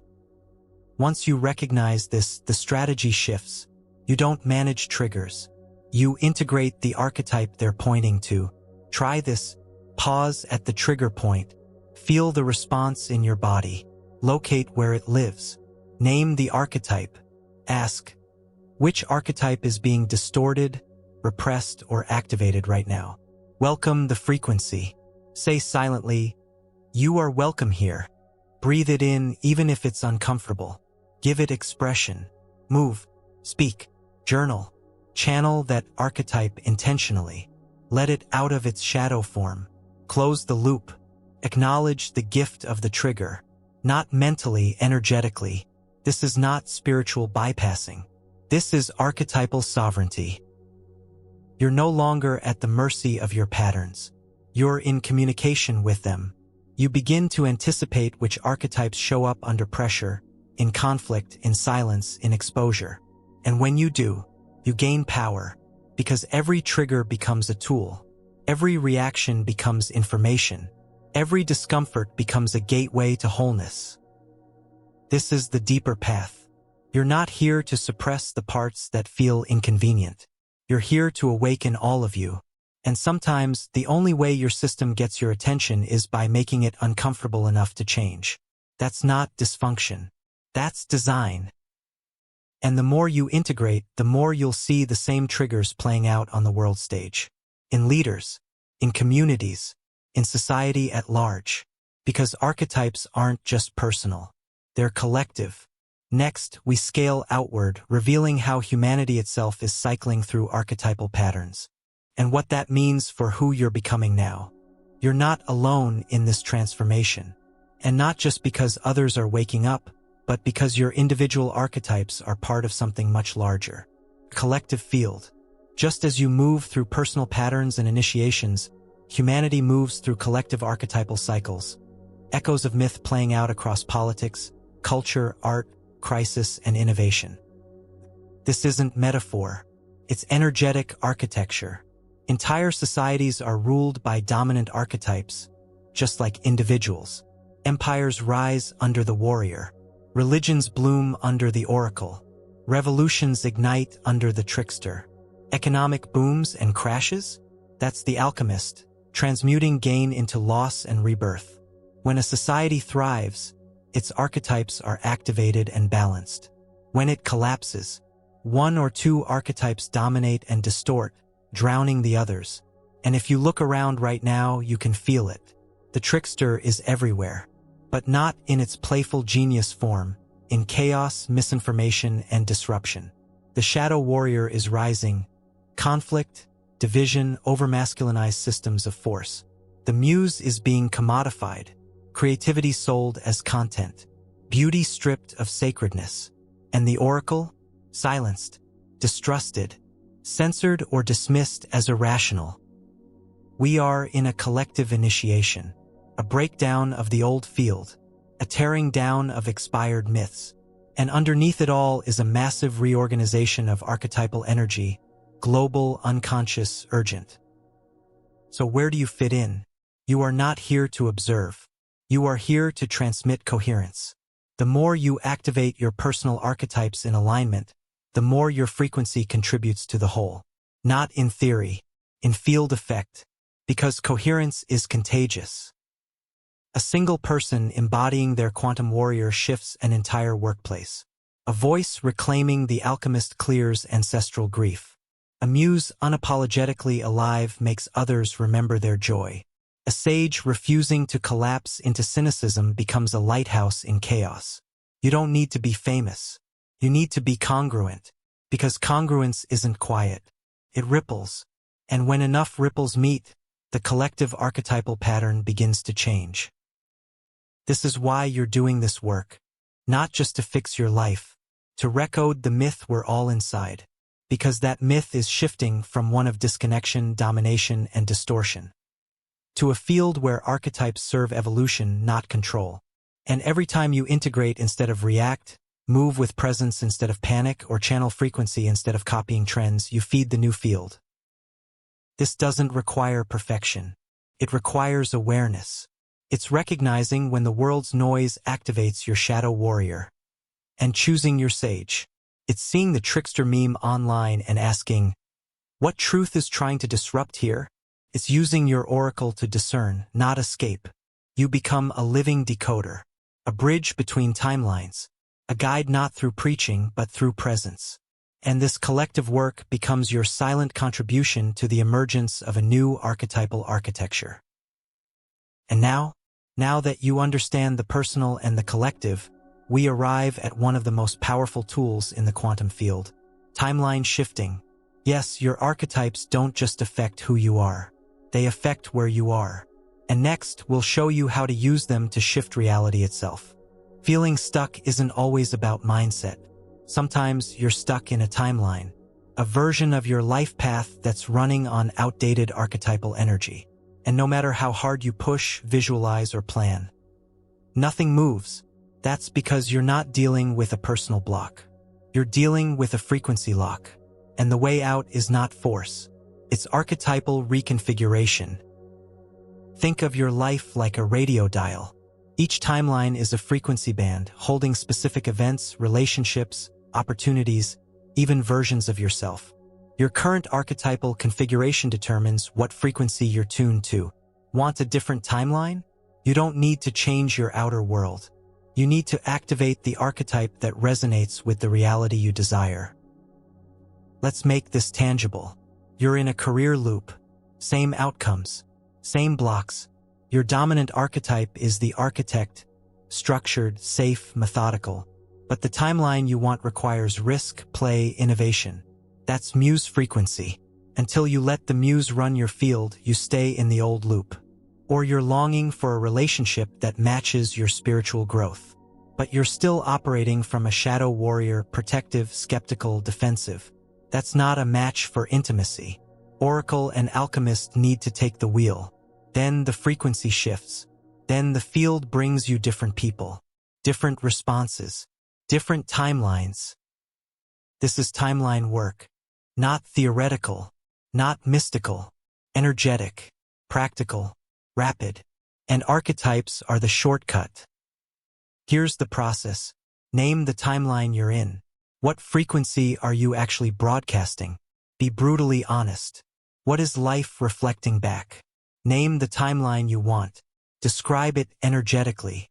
Not "I want more money," but "I want more fluidity, flow, magnetism."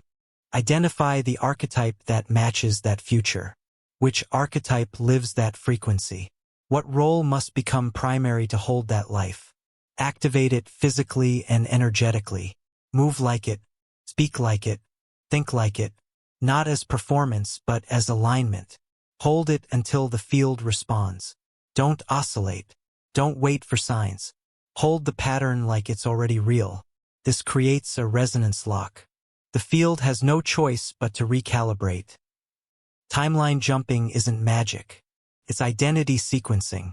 You collapse the old identity, hold a new one, and the field resorts itself around your archetypal signal. But most people fail at this not because it's hard, but because they won't let go of the familiar archetypes that created the current timeline. They're loyal to their stuckness. Not consciously, but energetically. That's where this work goes deeper. It's not just about activating a new archetype. It's about releasing the comfort of the one that built your old world. Because that warrior got you here. That alchemist got you through. But they're not the ones that can take you further.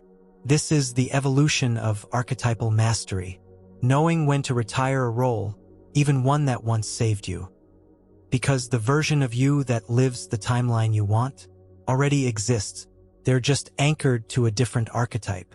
Your job is to merge frequencies, to become that archetypal version, not by pretending, but by aligning your nervous system to it. So ask now, which archetype built my current life? Which archetype is asking to lead my next timeline? Am I willing to release the familiar to access the future? If the answer is yes, you'll feel it in your body. You'll feel a signal drop in, like clarity cutting through static. That's your field saying, "We're ready." Now hold it, move it, speak from it, and walk toward the future as if it's already real. Because archetypally it already is. You're just shifting the dial. But as timelines shift, technology also rises. And now there's a new force entering the field, one that mirrors our archetypes in real time. Next, we ask a question that's not just philosophical but urgent. As AI evolves, will it reflect our highest archetypes or our deepest shadows? The machines are learning, not just to automate or calculate, but to imitate us, speak like us, create like us, decide for us. And as AI accelerates, one question emerges from the quantum field. Is it mirroring our consciousness or our unconsciousness? Technology is never neutral. It amplifies intention. And as artificial intelligence grows more complex, it becomes a reflective surface, an amplifier of the archetypes we embed into it. That means every system we build carries a frequency. And that frequency is based on which archetypes are active in our collective field. So ask yourself, is AI being shaped by the sage or the shadow architect? Is it guided by the oracle's insight or the trickster's distortion? Is it empowering the muse's creativity or stealing her voice? This matters more than ever because the code is not the only language machines speak. They also speak pattern. And pattern is where archetypes live. Consider how algorithms work. They reinforce repetition. They loop behavior. They reward dopamine-driven action. That's pure shadow alchemist plus shadow trickster. Transformation reduced to manipulation. Disruption without wisdom. When left unguarded, AI doesn't elevate humanity. It echoes its most amplified archetypal frequencies, for better or worse. But it doesn't have to be that way, because just as we've learned to activate archetypes within ourselves, we can also imprint intention into what we create. This is where the role of the quantum architect becomes critical. It's the archetype that builds with awareness of consequence. It designs not for profit or power, but for resonance. If AI is built from this field, guided by coherence, not chaos, it can become an ally. A frequency mirror that expands our insight, but only if the builders have done their own archetypal work. There's no use plugging ancient codes into modern systems if we still operate from distorted energies. A sage who hasn't integrated their shadow becomes detached, building cold, lifeless intelligence. An oracle disconnected from the body starts seeing visions with no human context. A trickster without heart becomes a virus in the system. This is not theory.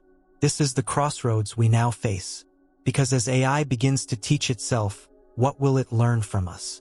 Our shadows or our wholeness? This is the deeper invitation. Don't just use AI. Teach it who you really are. Interact with it from the quantum self. Let your queries, commands, and creations be laced with intentional archetypal energy. Infuse the digital with presence. Because in the near future, the tools we build will not just serve us. They will reflect us. This is the new ethical frontier. One not just of policy but of frequency. Because the next war won't be code versus code. It will be field versus field. And the ones who've integrated their inner archetypes will navigate this age with unmatched clarity. They won't resist the rise of tech. They'll guide it, steer it, and use it to broadcast coherence. This means that your archetypal mastery doesn't stop at the personal or collective. It becomes planetary. You stop asking, how will AI affect me? You start asking, what version of me do I want it to amplify? That's the real power, not in programming machines, but in programming reality. And next, we begin to see just how visible these archetypes already are. Not just in energy work or esoteric practice, but in the stories you consume every day. Because once you've seen the code, you'll see it everywhere. You've been swimming in archetypes your whole life. Not just in meditation, not just in dream work, but on screens, in books, through music, news, viral clips, and modern icons. You've been decoding archetypes since childhood without knowing the names. Because story is the original carrier of archetypal energy. And story still shapes your behavior more than you think. Myth wasn't entertainment for the ancients. It was education coded in symbols, characters, and trials.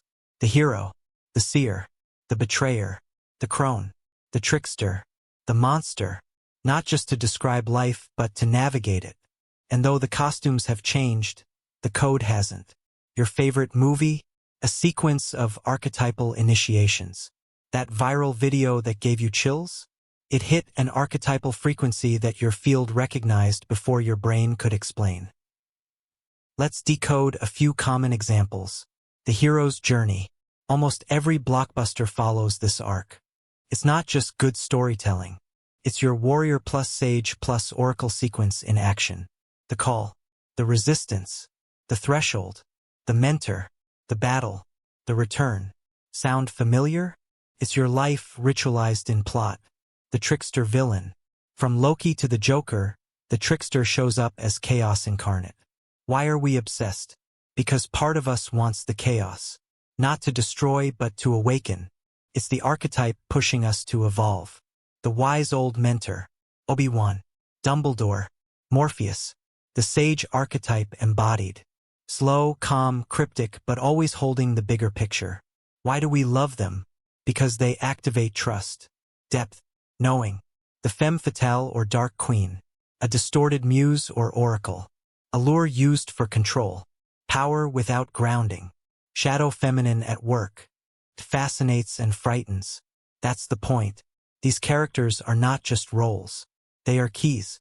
Each one speaks to a part of you, dormant or active. The more archetype-aware you become, the more you see why certain stories move you, why others bore or repel you, what your dominant archetypes crave in narrative form. This is your inner field responding to frequency in plot. And you can use this as feedback. When you're drawn to a story, ask, what archetype is being triggered? What part of me sees itself in this character? What role is asking to be more fully expressed? This turns consumption into reflection. You stop watching for escape. You start watching for alignment. Now look beyond entertainment. Think of public figures, leaders, influencers, creators. Each one functions as a symbolic archetypal projection. One becomes the hero, one the oracle, one the shadow warrior, one the trickster. People don't follow them because of logic. They follow frequency resonance. They subconsciously recognize the archetype and either bond with it or react to it. This is why understanding archetypes makes you immune to manipulation. You stop reacting to persona. You start reading pattern. You'll also begin to notice how culture moves through collective archetypal waves. Creativity spikes, muse is rising, protests and uprising, warrior and trickster combo, mass spiritual awakening, oracle comes online, widespread emotional burnout, alchemist being ignored. Culture is not random. It is the stage for archetypal expression. And you are both audience and actor. So use media as medicine. Watch stories that activate dormant archetypes. Skip the ones that drain or distort you. Let your entertainment be a form of archetypal repatterning. Because what you consume calibrates your field. And what you emulate begins to rewire who you become. This awareness becomes a compass. You stop letting media dictate your identity. You begin to curate the frequencies you absorb. And the more conscious you become with what you watch, read, and create, the faster your archetypal integration evolves. So now, a question. If your life were a myth, which archetype are you playing right now? And is it the one that can lead you into your highest timeline? If not, it's time to change the role. And the only way to do that is to stop playing parts and start becoming the whole. Because the final evolution of this journey is not picking one archetype. It's becoming the quantum creator, the one who carries them all. And next, we unlock that final fusion. You've met the archetypes, felt them, activated them, released their shadows, embodied their gifts. But this was never about collecting roles. It was about remembering your original form, the one that contains all of them. The quantum creator. This isn't a metaphor. It's a frequency pattern. A state of being where the 7 core archetypes don't just coexist. They merge into a singular, fluid intelligence. In this state, you don't identify with one archetype. You deploy them as needed. No attachment. No over-identification. Just precision and freedom. This is the final phase of archetypal mastery. You've already felt glimpses of this. Moments where your warrior held the line while your oracle foresaw the outcome. Where your muse danced while your architect planned. Where your trickster disrupted just enough for the alchemist to rebuild. These aren't accidents. They're signals of integration. And when all archetypes flow without inner conflict, you enter creator state. Let's define it clearly. The quantum creator is not a blend. It's not a mashup of traits. It's a field synthesis where archetypes become functions, not identities. You don't say, I am the warrior. You say, the warrior is present. You don't attach to the oracle. You listen to the oracle. You don't chase the muse. You let her speak through your hands and voice. This is neutrality, not numbness, not detachment. It's purity of transmission. When you move as the quantum creator, emotion flows cleanly through the alchemist. Action flows decisively through the warrior. Vision flows through the oracle without distortion. Structure is offered by the architect without rigidity. Wisdom arises from the sage with zero need to impress. Creativity from the muse emerges without needing praise. Disruption from the trickster happens with precise intent, not chaos. This is not balance. This is total fluidity. The ego cannot hold this, because ego wants to own a role. It wants to say, I'm the visionary, I'm the leader, I'm the wise one. The quantum creator doesn't care who gets the credit. It only asks, what's required in this moment? Then brings that archetype forward. And when the moment ends, it releases. No clinging, no collapse, just presence. This makes you unpredictable in the best way. People won't know how to label you, because you're no longer broadcasting a fixed signal. You're broadcasting alignment, and that alignment shapes rooms, conversations, timelines, not because you're dominant, but because you're clear. So how do you enter this integrated state? Not through control, not through perfection, but through relational awareness. You start asking, is the archetype I'm using serving the highest resonance right now? If yes, continue. If not, pause, recalibrate, shift frequency. This becomes second nature, like breathing, like tuning a stringed instrument. Eventually, you won't think in terms of archetypes. You'll feel in them. You'll sense when the sage is required mid-conversation, when the trickster needs to flip the energy in a meeting, when the muse should break routine with beauty, when the warrior needs to close the energetic gate, and you'll do it without narrative. This is beyond story. This is energetic authorship. Now you don't ask, who am I? You ask, what frequency serves this moment? And when that becomes your baseline, you become a living activation. People feel different around you, not because you're trying, but because your field carries the full archetypal spectrum. Not fragmented, not distorted, whole. You are the oracle, the warrior, the muse, the sage, the trickster, the architect, the alchemist, and none of them, because you're the one who carries them, the source signal behind the roles, the quantum creator. And now, with your field fully online, you are ready to activate them intentionally, not just individually but all at once. Not as theory, as ceremony. You've explored, excavated, integrated. Now it's time to embody, fully, deliberately, visibly, because knowledge isn't power until it's felt through the body. And this final activation ceremony is not a performance. It's a field transmission, a living interface between your intention and your quantum potential. We begin not with words, but with awareness. Take a breath. Feel the space around your body. That's your field. It's alive, responsive, receptive, and right now it's listening. Bring your hands to your center.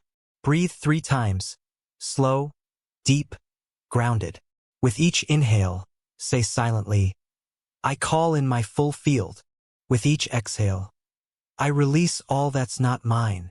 Let the static fall away. Let the truth remain. Now we move through the 7 archetypes, each one a gate, each one a frequency, each one a facet of your total self. 1. The architect. Stand tall. Feel your feet anchor. Spine lifts. Shoulders drop. Palms face down. Say aloud, I carry design. I bring structure. I hold the code. Let the energy of order fill you. Not rigidity, but sacred clarity. 2. The alchemist. Place one hand on your chest, the other on your belly. Breathe into both. Say, I transmute emotion. I hold power. I turn pain into gold. Let emotion rise. Let it move through. Let it cleanse. 3. The oracle. Close your eyes. Let your breath slow. Soften your forehead. Whisper, I see beyond. I trust the unseen. I know without proof. Feel your inner sight awaken, soft but certain. 4. The warrior. Widen your stance. Feel your thighs engage. Chin up. Jaw relaxed. Declare, I protect with presence. I act with precision. I move with power. Feel your boundary become a frequency, not a wall but a signal. 5. The muse. Move your body in circles. Let your hands express. Let sound escape your lips. Laugh, sing, stretch, wiggle. Say, I play, I create, I channel joy as truth. Let beauty pour from your fingertips. 6. The trickster. Shake, jump, disrupt your rhythm. Interrupt your own pattern. Smile crooked, tilt your head. Say, I break illusion. I bring chaos into wisdom. I bend the rules that no longer serve. Feel the wild intelligence arrive. 7. The sage. Return to stillness. Hands open, eyes soft, mouth silent. Say only, I see, I know, I integrate. Let silence speak louder than thought. Now take one step forward. This is symbolic. You're stepping into wholeness. Not theory, not fragments, not roles, just the signal, the integrated self. Stand in that, breathe in. Let the 7 archetypes orbit you not as parts, but as frequencies in coherence. And say, I am the field, I am the pattern, I am the quantum creator. Let the frequency land. Let it imprint. Let it become your new normal. Because from this moment, you are no longer seeking activation. You are radiating it. You carry the code in every word, gesture, silence, and presence. And those who feel it will remember themselves too. The ceremony is complete. The field is open. And you are the gatekeeper now. You are no longer a student of this path.